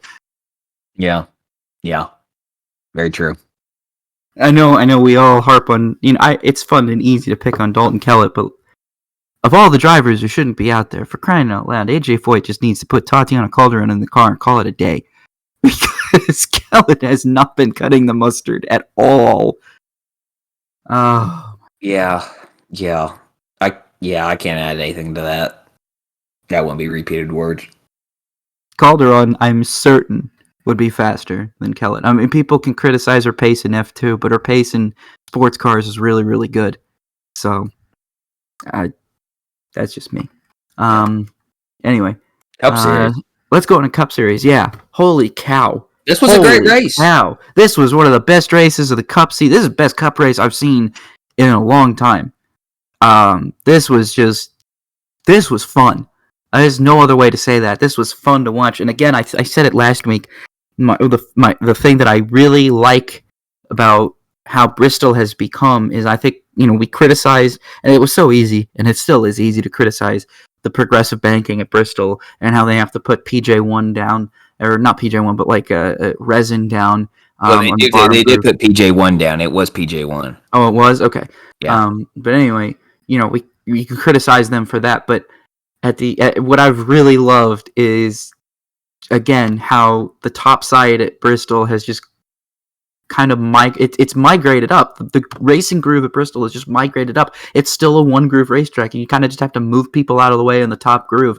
When it gets that way, it transitions. With the PJ1, it starts on the bottom, and as 500 laps progress, it goes to the top. I don't hate that because it's you start out on the bottom and then guys start to migrate up the top and guys start trying different moves. You start to see a lot of slide jobs, a lot of crossover moves, which is really fun to watch at Bristol. And then sometimes two guys they're like, all right, the high side is the way for us. It's where our cars are working the greatest, and then they end up having to put the bumper to each other on the high line, and it's like because they're not touching the low line, they're just going to put the bumper to each other on the high line and try and pass that way, and it's just, man, it gets intense, and the tire wear situation was great. I hated it for a lot of the playoff drivers at the end. We saw Kyle Busch have tire issues. We saw Chase Elliott had tire issues because Christopher Bell did. I hated it for those guys. I hated it. I hated to see that. But at the same time, I kind of liked it because it meant, okay, we're seeing real tire fall off here, and it was great. I think it was Harvick's brakes were really, really hot there about in the last 40 or so laps. One thing I wanted to say, though, of course, it becomes ever so obvious just how terrible the Rick Ware cars every time you go to a short track, and the MBM as well. Yeah, gosh, that was a moving chicane. That was a moving chicane. It was a moving chicane. I think it was. I think it was passed almost every 5 minutes on TV. But David Starr just had no business being out there whatsoever. But what I was really surprised about was it looked like Rick Ware Racing unloaded James Davison's car broken off the Hollander because I had heard someone said that his front splitter was sparking and basically against the ground. So they got the ride height all wrong and basically screwed him from there. And then to make matters worse, I calculated this, and I'm not sure if my math is right, but I think it is based on what I did. He went a lap down roughly every 20 laps in that race. I'll go back and see how many laps down he was by races. No, based on my math, I actually did. He finished, what was it, like almost 18 laps down, maybe, I think it was. He finished 26 laps down. 26 laps down. Okay, 26 laps. He was 18 laps down at one point. But that, by the way, that was not due to a crash. That was not due to being on pit road. That was just straight up just being passed by the leaders on track. Yeah. Surprisingly, David Starr was a few laps ahead of James Davison. Now, I'm not saying this is James Davison's fault. I do not believe personally that this was James Davison being a bad driver. No. I believe David Starr was the bad driver out there. He was not getting out of anybody's way. But I think this was Rick Ware just unloading a broken car off the hauler and trying to get it to run 500 laps. Hey, well, despite that issue, you want to know what the Jeff Gluck poll is? It's over. Wasn't it like 98%? 96%. Voted yes in 23,030 votes. I can't remember every single thing that Gluck has said on the teardown about was it a good race or bad race. But if this isn't number one most popular race ever, I don't know what race would have beat it. That was outstanding. That was outstanding. It was great. If you take away even the end, the way the Elliott Harvick thing, which we'll touch on here in a second, the way that went down, this race was phenomenal. This race it just shows, like we mentioned 20 minutes ago, why do we put dirt on this track? This is a great racetrack. I would rather see Bristol get a third date and then run dirt than take one of the concrete races away. And I'm hoping, like I mentioned before, in 23 we go somewhere else and put dirt down. But don't do it at Bristol, for goodness sakes. That was phenomenal. That was a great race. It's why Bristol. It's like when you ask, and someone asks, where should I go for my first NASCAR race? Bristol, do it. Bristol. Don't go anywhere else. Go Bristol, because that right there was just great racing. I agree. I was entertained to the max, and I haven't been able to say that about modern Cup races very much. I mean, there's only certain races that I'm legitimately entertained, but that was one where I was actually legitimately entertained. I loved every moment of it. I didn't want to take my eyes off the battles at all. I was just invested every single lap. Kudos to NBC for doing what they did there at the end, the three-way split. That was interesting. that. I didn't expect them to do that, but I mean, there were 3 battles on the field in the field that you had to keep your eye on. The win, and then Almirola is his progression, and Reddick in his progression. If Reddick got 2 more spots, he's in the play. He's continuing on the playoffs and not by Absolutely. And that's the crazy part. I wanted to say something too. I wanted to talk about the finish there. I was very. I just love those races where tire wear means everything, and it definitely felt like in the end and throughout that entire race, not just at the end, but throughout the race, the tire wear and tire management was very important. I think in certain cases, you don't want to see that in like F1 or in IndyCar, but in NASCAR, you really do want to see that because it creates the action that we want to see. Yeah. We want to see passing. We want to see, comers and goers. We want to see interesting pit strategy. They were talking when Kyle Busch came in with that flat tire. They were talking about, okay, how's he going to run on 2 tires? Very few people, if anybody, has been taking 2 tires all day. Kyle Busch could be one of the first people to be taking 2 tires out there. Let's see how he runs. And he ended up running pretty well. He was trying to get his lap back there, and I think he ended up actually he might have gotten one of his laps back. I don't know if he got the other one back. But he was doing pretty well. And it was interesting to see that, because then it kind of opened up this idea. It was like, oh, okay, well, maybe you could get away with maybe taking right sides. Maybe you get away with just taking left sides. And just you don't want to gamble too much, but maybe if you have a good window there at some point to get some track position, maybe you come in, you gamble, you get 2 tires. You know what I mean? I don't know. I thought that was really fun to watch, but I wanted to move now on to the finish. Josh, I don't know how you feel about this finish. You want me to say? How do you feel about this finish? I do. Actually, I want you to start. I want you to tell me how you feel about this finish. Okay. Well, it was going to. Let's go back to where this all started with Harvick and Chase racing there, and the contact which led to ultimately the flat tire. Okay, that's just hard racing. It's hard racing. All right. Harvick's fighting for a win. He hasn't won in a year now. Right. The last time he visited Victory Lane was a year ago, so he was hungry. And he's got a new sponsor on the hood. He's hungry. He wants to win. Chase was not wanting to give up the lead because he knows if he gives up the lead, he doesn't have the car to get it back at that point. He doesn't have it. And the resulting those two wants and wills led to the contact, which led to the flat tire. Okay. I'm not a fan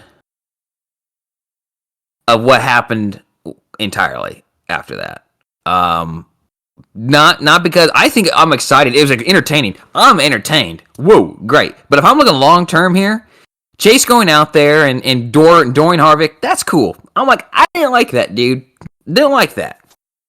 But when he goes and passes him and parks him, that has repercussions. Holding him up intentionally and being a moving chicane that can keep up. Okay, he's keeping up. And then your allowing your teammate to get by? What do you think's going to happen? I mean, really?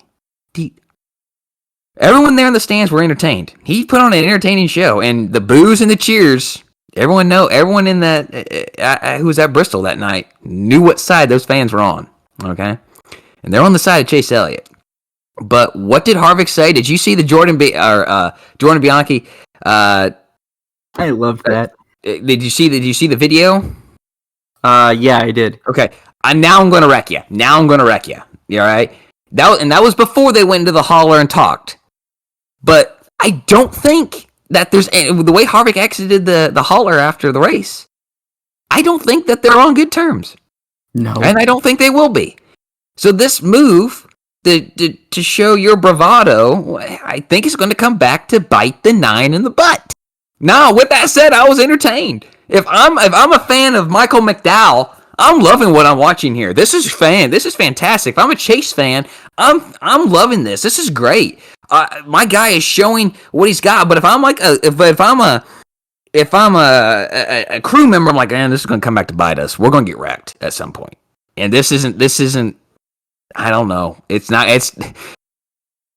Chase has a lot to lose going out there and parking his car in front of Harvick and in allowing Kyle Larson to get by and ultimately win that race. So that's my thoughts on it. I don't know what yours are. My thoughts are simply put that Chase overreacted, I think. Yeah. I think Chase overreacted and blatantly cost Harvick the win. Yeah. Basically screwed himself. He had no reason to do that. He was going to get into the playoffs anyway. He manipulated not only did he manipulate the outcome of the race, he manipulated the outcome of the playoffs. Okay, I'll let you talk. Sorry. Go ahead. You don't think he manipulated the outcome? I mean, not directly, but he indirectly manipulated the outcome of the playoffs. Because I think you got to watch that word, because when you say manipulated, I think you get Richmond. I think not like that. He affected the outcome of the playoffs. Not manipulated. He affected it. But this kid, he did, but I don't think it's anything that's like, okay, we got to go out there and make a rule about to do this. Because this is the first time that's happened. It's something that he needs to understand that he did. Yeah, like Kyle Larson won that race. That was his teammate. Kyle Larson basically got more playoff points for winning the race. And it helped advance his seeding further. And then Kevin Harvick, who could have had playoff points going into could have had more. He's only got he's only got 2 points. He only has four. He's got 4. So he could have had more. Had he won the race. Yeah. So could have had 9. Yeah. Okay. So he would have had 9 playoff points as opposed to 4. When every position counts, as we saw coming down to the end. Yeah, okay. Chase Elliott definitely did affect the outcome of the playoffs. He's affected Kevin Harvick's season, ergo, as a result of this one simple act. And the fact Harvick had every right to be mad at him. I think Harvick had absolutely every right to be mad at him. I think that Harvick should have gone over there, quite honestly, and socked him right in the face. That's what just because I like to see fights, but Well, if he did that with his helmet on, that would not have been good. I was waiting for him to do what he did at Greg Biffle. I was like, please go over there and put Elliott in a chokehold or something. And I think he knew if he did that though, he was. He would have been fined. No. He would get fined. He wasn't going to be able to leave that track. They were like, we need a helicopter in here.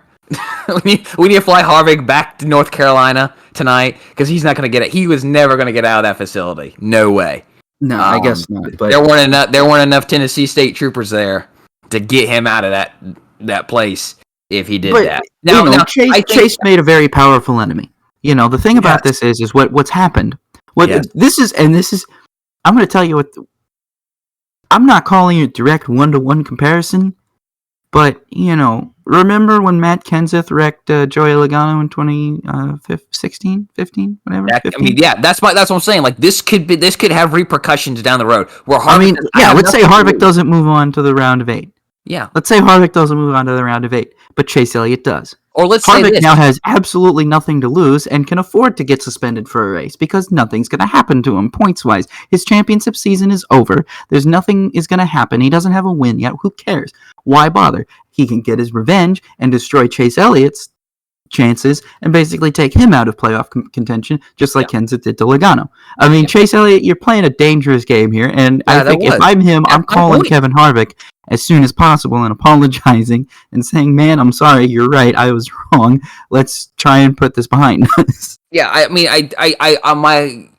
I would definitely be reaching out, and I can't, obviously, I think where the advantage Chase has over some guys in the field is that his dad is a fat pass driver, a very successful pass driver, okay, at the very least, and is a champion. If I'm Bill, I'll let him simmer, okay, all right, relax on Sunday, but on Monday, I'm talking to him like, okay, do you realize, what you did, do you realize what the potential repercussions down the way are? And you outlined them right there, that is Harvick going to go out there and wreck him? I don't know. But he could go the one way, like, and say, I'm going to not give you a really hard time passing me, or when you do try to pass me, if it's on the outside, I'm going to throw you in the wall. Or if you go on the inside, I'm going to run you down into the grass, wherever that may be. And especially like, hey, or let's make it a worst case scenario here. Harvick does make it to the end of the round of 8, crashes at Martinsville. No way he's moving on into the playoffs. No way he's going to the championship 4. And he hunts down the 9, and he just says, I'm not going to wreck you, but I'm going to put you in the wall. I'm not going to go out there and wreck you, like pull Kenseth on Logano, but I'm not going to give you any room around the outside, and all of a sudden you're going to have to check up. That type of thing. This isn't over. This didn't end when the lights turned off at Bristol. This isn't going to end in a phone call on Tuesday afternoon.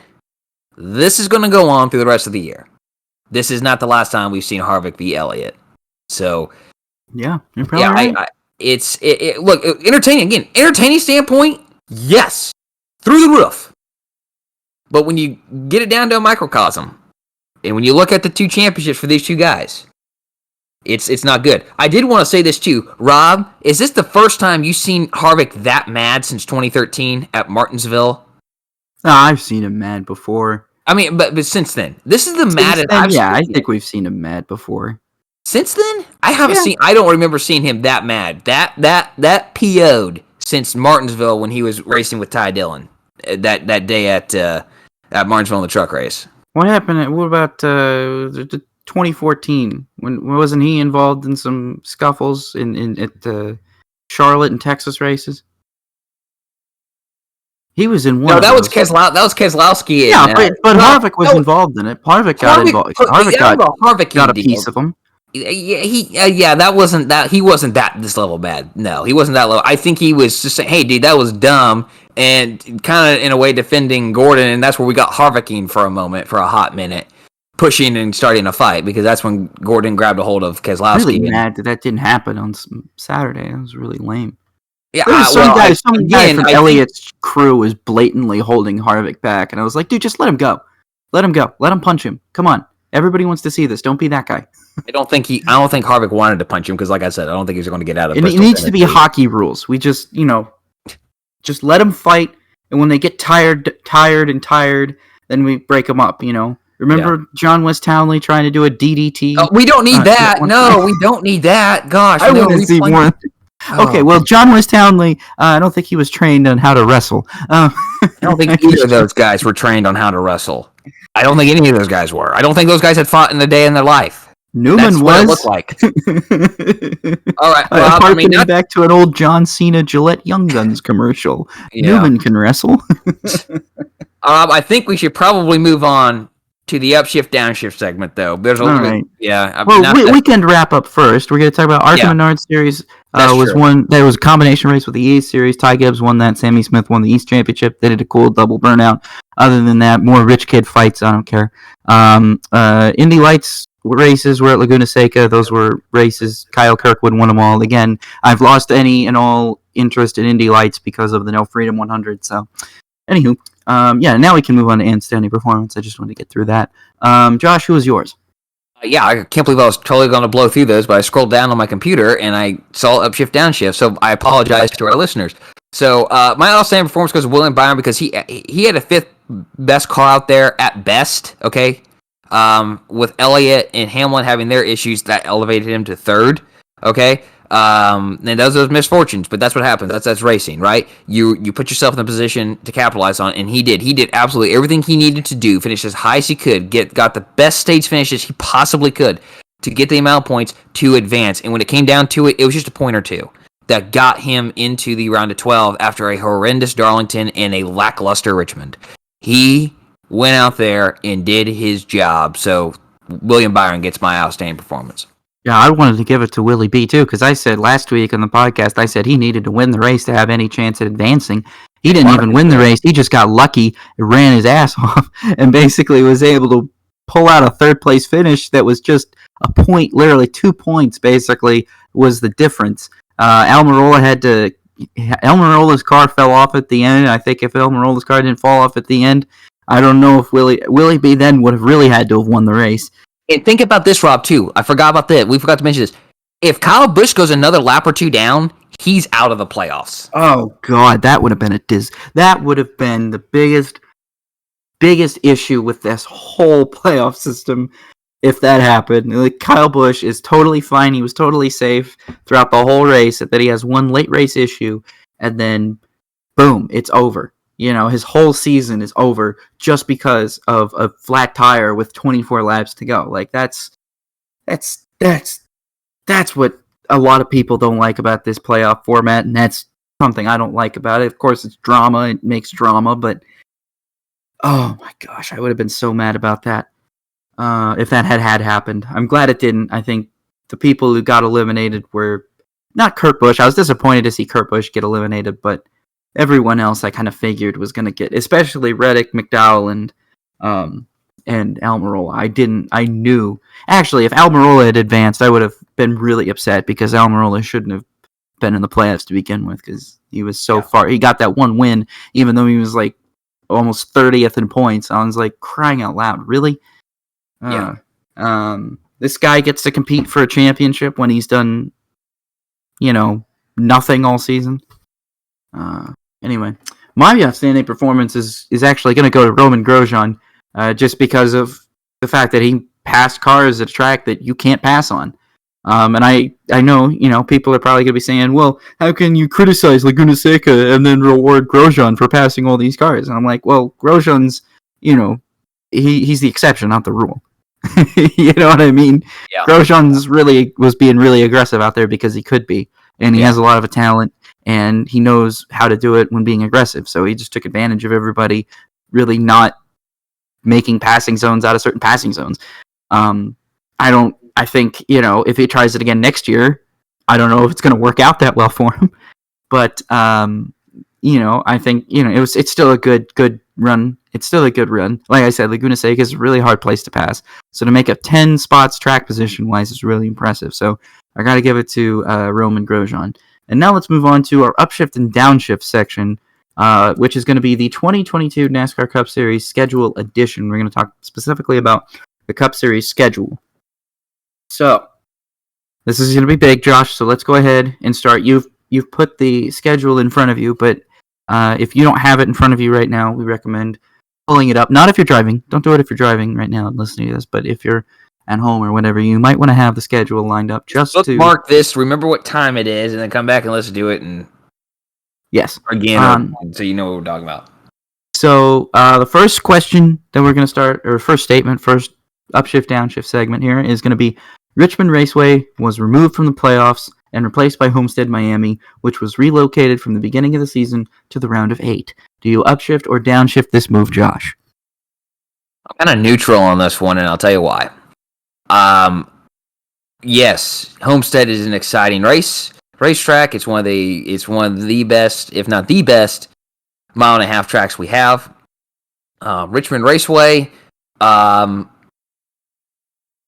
was really hoping to see what this new car was going to do with it, to see if the racing could improve there. I do think Richmond Raceway, if the new Auto Club turns to be out really, really good racetrack, it's going to lose a date to Auto Club, and we'll go out there twice. So I'm kind of neutral on this. I like to having the short track there in the playoffs, and I liked Homestead being at the beginning, a double back-to-back races in Florida to start off the season. I thought that was a really good idea. It backed up the West Coast swing an extra week, and it allowed a track like Atlanta to have a somewhat better date. 1 week opportunity to have warmer weather. It's a neutral move in my opinion. For me, I kind of liked Richmond being the cutoff race anyway. Maybe that's just me. I don't know if it's nostalgia or what, but I never thought Richmond is a bad track. I don't think it's a bad track. I don't feel like it's a bad track. I don't think it's a bad track. No, it's a complicated short track. It's a very interesting and different short track. It's unique, and I think that's what makes it good. I've always enjoyed those races at Richmond, and I'm kind of sad to see it lose its playoff state and move it up into August. That doesn't feel right. I feel more right watching it like around Labor Day or after Labor Day. But I guess that's what they're gonna do. As for Homestead, I love it. I love Homestead getting moved down into the playoffs because I think that's where it should be. Now I wish it was the finale, but I'll take this. I mean, it's home as long as Homestead is in the very late fall, I'm okay with it. I understand where you're coming from, and no, again, I didn't hate that either. I didn't mind Homestead being second or third race of the season, but at the same time, I think it belongs in the late fall. I think that it works better there. I think it's enough time removed from Daytona and enough a good time to be in Southern Florida. But yeah, so I have to probably go neutral as well. I want Richmond. The reason why I'm doing that is because I want Richmond in the playoffs, but I also like Homestead returning to its traditional late fall date. So I really can't say I approve or disapprove of the move, but I made my feelings clear, so I'm sticking it into neutral. Next question here: Circuit of the Americas was moved forward in the season to race number 6 of the season. Do you upshift or downshift this, Josh? I like this move because it's kind of what I wanted to see when we were talking about the 2021 schedule and we were talking about the Bristol Dirt. That's kind of what I wanted to see before, and that's kind of similar, kind of what they did. I like a road course being early in the season and not having to wait all the way until May. You felt like the summer was full of road courses, especially June and July were just full of road courses. So I like that we have a road course earlier in the season. I like that we're going to Texas early in the season. So I don't have a problem with this. I upshift this move. Yeah, I'm gonna upshift it as well. I think that it's a good idea. I think it's nice. Though I question. I don't like. I feel like it should have been moved a week ahead and come after Phoenix, so that you don't have to go trek all the way across to Atlanta and then trek back to Coda. I think that should have been swapped a little bit. Well, maybe give Atlanta a later date as well. I think a little bit later date for Atlanta would have been better. But actually, I kind of like where Atlanta is. I like that March 20th date, but logistically, it doesn't make sense. But yeah, overall, I really upshift. I do like Coda being there. I think that's a good time for it. I would just definitely hope that it's a race held a little bit earlier in the day. Maybe about like 1:00 local time. You know what I mean? Yeah. That's what I'd like to see personally. Probably like 2-3 o'clock Eastern time, maybe 1:30 local time. We'll see. I don't know if that's going to happen, but we'll see. That's probably about my only criticism of that. Next question here is Pocono Raceway has been reduced down to a single NASCAR Cup Series date. Do you upshift or downshift this? Well, the person in me that thinks there's only a select few tracks that should have 2 dates says upshift.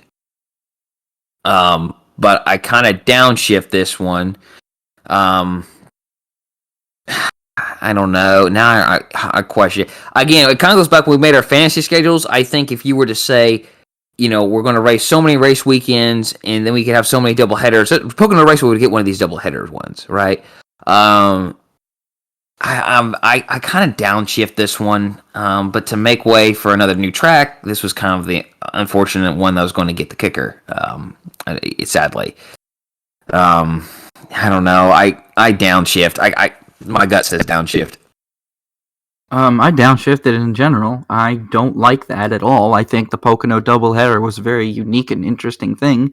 And the fact that Pocono didn't go out and get an IndyCar race makes me even more upset about it, because I feel like if they had kept the doubleheader date and didn't get an IndyCar race for next year, then I would have been okay with that. But now that we've reduced Pocono down to only one race, I think I'm upset about that even more, because I felt like Pocono was always it was one of those tracks that I didn't mind having 2 dates. Once they dropped it from 500 to 400 miles, I think that really improved the racing overall at Pocono. I don't think they needed to be 500 miles. I think that's what made a lot of those races very long and difficult to watch. But once they dropped them down to 400 miles, I think they became a lot better, a lot more exciting. And so I'm just disappointed by that. I loved the 350 kind of mile sprint races they had at Pocono. I'm very disappointed. I'm overall very disappointed in this handling, and I don't think that Worldwide Technology Raceway at Gateway, I don't think they need a cup race. I think, again, it should be one of those tracks that just has Xfinity and truck races, But NASCAR doesn't want that. They don't want to have standalone Xfinity races. They don't want to have standalone truck races for some reason, because they won't go to Iowa, but they'll put the trucks at Knoxville for reasons unbeknownst to anybody. It doesn't. I don't like that. I don't like it at all. I understand that Pocono is going to get Xfinity and truck races as well to kind of help bridge the gap, but that's not fair. If you're a Pocono race fan, the last 2 years have been freaking awesome for you, because, especially this past year, because you could buy 2 tickets to both races and get 4 races. I mean, what a deal. I mean, I sit back there and I think about the Super Weekend and how big of a deal that was. I mean, thinking about the Pocono deal, man, if I'm a fan out there in Pennsylvania, I feel kind of cheated a little bit. First Nazareth and now Pocono. Exactly. And again, they didn't even give him an IndyCar race to compensate. So, just frustrating. Next question here. If a similar schedule is being considered for 2023, the Daytona 500 should be scheduled for the first weekend in February, a week before the Super Bowl, in order to provide an additional off weekend for the series. Do you upshift or downshift this, Josh? Yeah, I upshift. And, I kind of, maybe, I don't know if you intentionally meant to do it or not, but I do downshift that there's only one off weekend this year. Once the season gets going, I don't think that's a huge popular move amongst probably people within the industry. And part of that is due to you take away the Pocono doubleheader. So there's a race weekend taken away, because now that you're taking 2 races from one weekend and spreading it across 2 weekends, and the NFL backed up the Super Bowl week. So there's an off weekend taken away there, a week taken away off the schedule. And we didn't back up the schedule. So I downshift that there's only a single off weekend, and I do upshift that if you want to get people another weekend off somewhere, because I don't know how the Easter weekend's going to go at Bristol Dirt. I just don't. I don't. It's very unpredictable. This isn't 2003 where you could have a race the night before with the Xfinity Series and have a pretty good crowd. This is 2021, but with 2022, they used to run bush races at Nashville. Yeah, they used to run that for 11 years. Nashville had a Saturday night race. I loved that. I'm going to be straight with you. I loved when you had those kind of holiday weekends, like Easter, where you didn't have a cup race and you were able to run an Xfinity race or a bush race or something on Saturday night. I miss that. I hate that that's not there anymore, that we don't do that they refuse to run standalone Xfinity and truck races, because I think they need to make a return to that. But, I'm interested too, because I think if we've seen anything over this past weekend, it's that Bristol Dirt is kind of a failed experiment. So you're going to put pretty much more or less a failed experiment on a holiday weekend. Just good luck. I'm thinking good luck. Yeah, it's definitely going to be interesting to watch. I do think what they should do is run the Daytona 500 the first weekend in February. That's going against tradition, but we've broken a lot of traditions. That's one we can keep it as the first race of the season. All right, it may not be traditionally where it was, but do that, and then you could still have speed weeks, because you could maybe potentially run the 24 hours of Daytona the week before that, all right? If not 2 weeks before, and you could still have speed weeks in Daytona still, just differently aligned, because right now it's like speed month. It's not really even speed weeks in Daytona for NASCAR. It's just not. It's going to be a weekend or half a week there.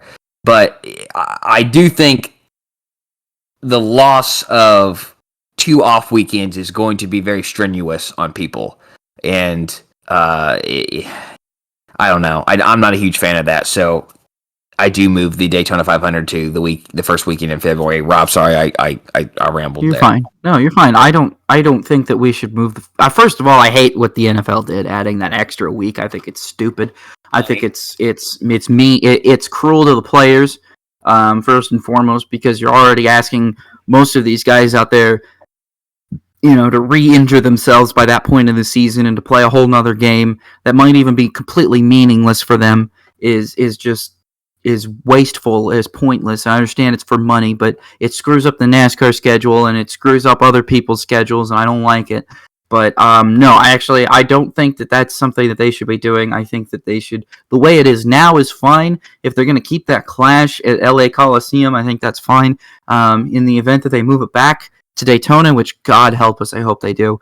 And make it a 20-lap race on Friday night after the ARCA race, or Saturday night after the ARCA race. It's what I want. Okay, that's all I want. I don't want you to keep messing with what I like. I just want to watch the ARCA race on the Saturday night, and I want to watch the clash afterwards. And then I just want to watch the duels on Thursday, or the Cup qualifying on Sunday, and then the duels on Thursday, and then the truck race on Friday, and then the Xfinity race on Saturday, and then the Daytona 500 on Sunday. That's all I want. Okay, that's all I really want. That's all I'm asking for. I'm never gonna get it. I might never get it again, but that's all I want. Okay. So ultimately, I have to just. I guess I just have to downshift. I think the only thing that I want is, I do hate that they have only one off weekend. I think that's not only has the NFL made it unfair to their players, but now NASCAR, in a pursuit, I guess, of money, and because of the NFL moving their schedule back, is now basically forced to deal with one off season, which is one off weekend, which I just don't think is fair. I think that's so. You're overworking these guys. You already have veterans complaining about the grind. You're pushing those guys out. Oh my! I don't like that. I don't like that at all. So I'm going to move on here to the final question. The 2022 edition of the Busch Clash will be contested on a temporary asphalt quarter mile inside the Los Angeles Memorial Coliseum, and will be an open invitational with certain drivers locked into the main event. Do you upshift or downshift this, Josh? Look, I like them trying new things. I like the idea that they're doing this. It makes sense that they're doing it this year with the Super Bowl being in Los Angeles. As I mentioned last week, I think this could be a prelude to where they do something, an exhibition race during the Olympics in 2028. Obviously, that's 7 years away, but you're trying something new to experiment. I like it. It's worth a shot, in my opinion. Is it, again, going against tradition? Absolutely. But we're trying something new. We're trying just to not be status quo. We're not trying to maintain the status quo. We're not trying to be just this bland flavor. We don't try new things. We don't shake things up. And the past 3 schedules that they've released, NASCAR has shaken things up. And there's some things that have stayed consistent and other things that, hey, we're moving things around. And I don't think that's 100% bad. But what this could do, and I think what I would like to see them do, and Rob, you're not going to like this idea either, probably. I think the Los Angeles Coliseum shouldn't be more than a 1 or 2 year deal in a row. But when they finally leave there, they should run the Clash at New Smyrna. Short track. Open up the year that way. It's right there in Daytona, or close to Daytona. And it's... I think that'd be more exciting, and it's easier to make a short track into a made-for-TV event than it is to turn a super speedway race into a made-for-TV event. All right, you're going to get more excitement lap by lap at a short track than you will at a super speedway, and you can't change my mind on that. And so I like what they're doing. I upshift it. I like it to open invitational too. I upshift that as well, because this was going to be very interesting if you're going to how they were going to determine who's in it, for one, with only having qualifying at a handful of races this year, and on 2, you have this new car. You're going to this market where you could put 70,000 people in the stands. Why would you exclude some teams from participating? So I like it. I like this idea all the way around. I do. Well, if it's just for this year, and if it's only for this year, I will upshift it, because at the very least, it gives me weird, fuzzy, remembering vibes of the old Toyota All-Star Shootout or Showdown, which I wish they would return. I wish they would bring that back. They probably never will, but this gives me weird flashbacks and memories to that, so I'm okay with it. If it goes to next year, or 2023, absolutely not. I will be disgusted and angry if this becomes an honest, constant thing. because Can I ask you know what I just said. I said this just last. I said it already. I said I want ARCA race, Clash, Cup qualifying, duels, truck race, Xfinity race, Daytona 500. That's all I want. That's what I want in that order. That's all I want. I'm not going to get that, but that's okay. Can I ask you a weird question? Yes. This is off topic. What if in 2023, I know I'm spitballing here, I could just blow Rob's head up here, so if you hear a small explosion, I apologize. What if they say, we're going to go, in 2023, the Clash is going to be at AT&T Stadium in Arlington, where the Cowboys play? What if they do that? What if they were? What if they were? What if would you be? Why do we have to make stadium tracks? Okay, so you don't like it. Okay, I'm just asking. I mean, if it's a one-time thing at the LA Coliseum, that's fine because it's like it's the LA Coliseum. It's a historic place. It's hosted a lot of very historic events. This could be another historic event. That's fine. But for the love of all that is good, do not make this a permanent thing where you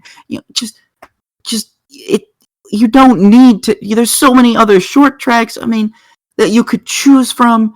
I agree. I say why? I just see it as unnecessary. It's an unnecessary expense for NASCAR. It's an unnecessary expense for the facilities. Lord knows how many people are even going to show up to these things. I don't know. I don't know. I'm stuck in my ways. I'm stuck in the old days, but I'm okay with it if this is just for 1 year because, like I said, I'm going to call it Dodge Raceway Stadium, and that makes me feel better about it. And if I think of it as the Toyota All-Star Showdown, but with Cup guys instead, it's okay. Then I feel okay about it. But if this becomes a permanent thing, I just don't like that. I don't want that. I didn't ask for this. I didn't want this. I felt like NASCAR was fine schedule wise. I didn't really think it needed to be shaken up this much, but I guess the high ups decided differently. So that's my feeling. Josh, I think we need to move on to the Rollers featured racetrack so that you can get through because you've got a very good one here to talk about this week.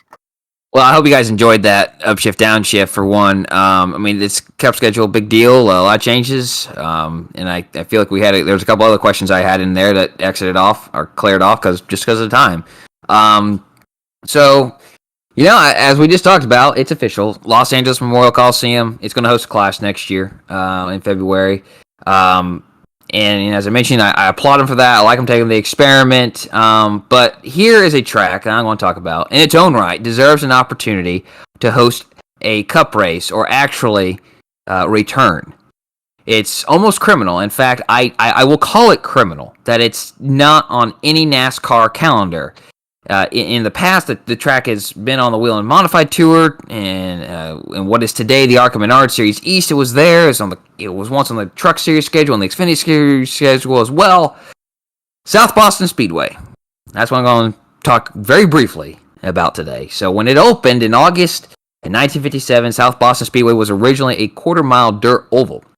In 1962, the track was paved and lengthened to 3/8 of a mile and remained that way through 1993. But in 1994, the track received its latest and last makeover when it was lengthened ever so slightly to 4/10 of a mile.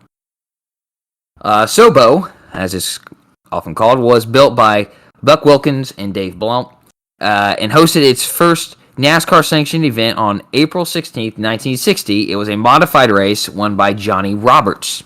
The NASCAR Cup Series appeared for the first time on August 20th, 1960. Junior Johnson won the 150-lap race with 15 cars in that race. Possum Jones finished second, and Rex White was third. And I have to say, unfortunately for the Mango, Florida native, Possum never won a Cup race in his 47 starts. But Possum Jones, what a name! I mean, a name is right. What a name! That's stuff right there. I'm glad South Boston's not a Lost Speedway, and I hope it never does make an appearance on Dale Jr.'s show there. But Possum Jones, what a great name. He did, however, win 2 races in the 1957 NASCAR convertible division season and finished 5th in the standings that year. I believe he started 32 of 34 races. So he did get 2 NASCAR sanctioned wins at least. Junior Johnson won again in 1961. In 1962, Rex White won the first NASCAR Cup race on the 3/8 paved oval on June 23rd. The 267-lap race saw the top 3, White, Jack Smith, and Richard Petty, finish on the lead lap. Everyone else was at least 1 lap down. Petty won both races at Sobo in 1963 and in the single race in 1964, but from 1965 through 1967, Sobo did not host a Cup race. When it returned on August 23rd, 1968, Richard Petty won yet again. Bobby Isaac won in 69. Petty, he pretty good at Sobo. He won in 70. On May 9th, 1971, would be, to date, the final appearance of the NASCAR Cup Series at South Boston. The Halifax County 100 was a 281-lap race and had 28 cars in the race. Only 12 were left running at the finish. In the first 77 laps, 11 cars dropped out, including Richard Childress. He was driving Tom Garn's number 96 Chevrolet. Benny Parsons won that race, and the cool thing, it was his first career NASCAR Cup Series victory. Petty was second, and James Hilton was third. A major NASCAR division returned in 1982 with the NASCAR Xfinity Series. In 1982, it was known as the NASCAR Budweiser Late Model Sportsman Series. The Busch Grand National Series definitely rolls off the tongue a little bit easier, so did the Busch Series, Nationwide, and Xfinity. So, glad it's shortened a little bit there. In 82, the series visited Sobo 3 times. And in 1984, it was... 1983, it was 5 times. In 1984 and 1985, it was 3 times. And in 1986, it was 4 times. So they really liked going there, filling up the schedule with Sobo. Maybe, probably for a reason. Probably really good racing. But beginning in 1986 through 1991, Sobo was only visited by the Xfinity Series a more traditional 2 times. Sam Ard, Tommy Ellis, and Jack Ingram were the drivers to beat in that first decade there. Ellis won 7 times, and Ingram and Ard won 5. So all those races that they ran there, those 3 guys were pretty tough to beat. In 1994, South Boston returned to the Xfinity Series and had an annual visit from 1994 to 2000. The winners in this time frame were Dennis Setzer, Chad Little, Todd Bodine, Randy LaJoie, Tim Fedewa, Dale Earnhardt Jr., and Jeff Green. Tracks like South Boston were removed from the Xfinity Series schedule after 2000 because at the time you had old school tracks like Sobo and Myrtle Beach on the same schedule as high class facilities as Homestead and Las Vegas, and sadly it didn't match the 2001 model. Regrettably, if you interview executives today, you say should you have returned there, should you still go there, what their answers would be. Would they have done things differently looking back? I've always kind of wondered that. The Xfinity Series loss was the Truck Series gain, however, in 2001. NASCAR's youngest national division made its first appearance at Sobo in 2001. The race was on September 28th, 2001. And let me read you the top 10 finishers here. So the winner was Ted Musgraves, followed by Dennis Setzer, Scott Riggs, Jack Sprague, Joe Ruttman, Ricky Hendrick, Terry Cook, Travis Quaffle, Mike Bliss, and in 10th was the one and only Matt Crafton. Longevity should be his name. Matt Longevity Crafton. Willie T. Ribbs was 28th after crashing on lap 169, and Kyle Busch in his 4th career truck start was 33rd. Mike Bliss won the 2002 race, and Dennis Setzer won in 2003, and is the most recent national division to visit Sobo. They didn't return in 2004. The ARCA Menard Series race there in 2002, 3, and 4. Ken Schrader winning the first 2 races, and Kimmel winning the 3rd. The NASCAR K&N Pro Series East, now the ARCA Menard Series East, raced there 11 times between 2007 and 2019, including 2 races in each season from 17 to 19. The Willem Modified Tour raced there in 01 and in 2019. Jerry Marquis won in 01 and Ron Silk won in 19. The Southern Modified Tour also raced there from 2009 to through 2016. Of course, numerous other divisions have raced at South Boston, but if I'm the one tasked with making a schedule, and you all know how much I love making schedules for fun, clearly, I do it a lot. I don't do it as often as I used to, but I do it a lot, thinking about it. I would make sure South Boston is on the Camping World Truck Series schedule. I'm finding a way to get it there. I want to get it on the Xfinity Series schedule, but it's an automatic. It's going on the ARCA Menard Series East in the Wheel and Modified Tour calendars. I don't know why it's not there. It's a great little track. And if you were to say, let's go to more short tracks, the Cup Series, I'm pointing at South Boston. I think it'd be a great place for the Cup Series to go. You can sit there and tell me the reasons why they can't. Not enough seating, not enough high-class facilities. We can make it work. We absolutely can make it work. Even for the All-Star race, it'd be a great place to go for the All-Star race, I think. So that's Roller's featured racetrack. Very brief history of South Boston, but I thought it was appropriate to talk about that one this week with LA Coliseum being brought in. So Rob, I think unless you have anything to add there, it's time to tell the folks what's coming up this weekend and put a bow on this show. I think you're right. I think we've gone pretty long, so let's go ahead and finish this up. What's in the Windshield? Formula One returns and races in Russia this weekend at the Sochi Autodrome for the Russian Grand Prix this Sunday, September 26th. This will also include the super epic weekend of F2, F3, both running 3 races. So we're pretty much getting, what is this? So 6 races total for the junior categories plus 1. So 7 races this weekend at Sochi.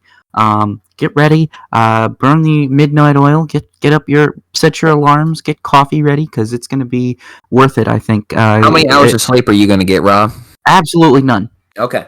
The NTT IndyCar Series wraps up its 2021 season on the streets of Long Beach this weekend on Sunday. That is going to be a great race for sure. Okay, let's just go over this right now. And then we get Las Vegas Motor Speedway hosts a quadruple header of NASCAR events on Thursday night. The ARCA Menard Series West races on the Vegas Bull Ring. On Friday night, the Camping World Truck Series races the first time on the round of 8 on that big oval. Saturday night is the first race of the Xfinity Series playoffs. And on Sunday, the Cup Series round of 12 begins. So lots of races this weekend. And then if you're me, you're excited for Extreme Rules, money for the WWE. So definitely a lot. Oh, and then football and college football and everything. Lots of stuff going on racing wise, sports wise, but even more stuff going on racing wise. So big racing fan. By the way, Rob, I forgot to mention this earlier. What? Who do you think wins the IndyCar Championship? I think Palou hangs on to it. Yeah, I think it's really hard not to give it to Palou right now, but if Palou has a bad race, definitely Award's going to capitalize. So Absolutely. He cannot afford to have a bad race. I think they said in the broadcast last week, or Laguna Seca, that I think he only needs to finish 11th or 13th. Palou does in order to win the championship, regardless of where Award finishes.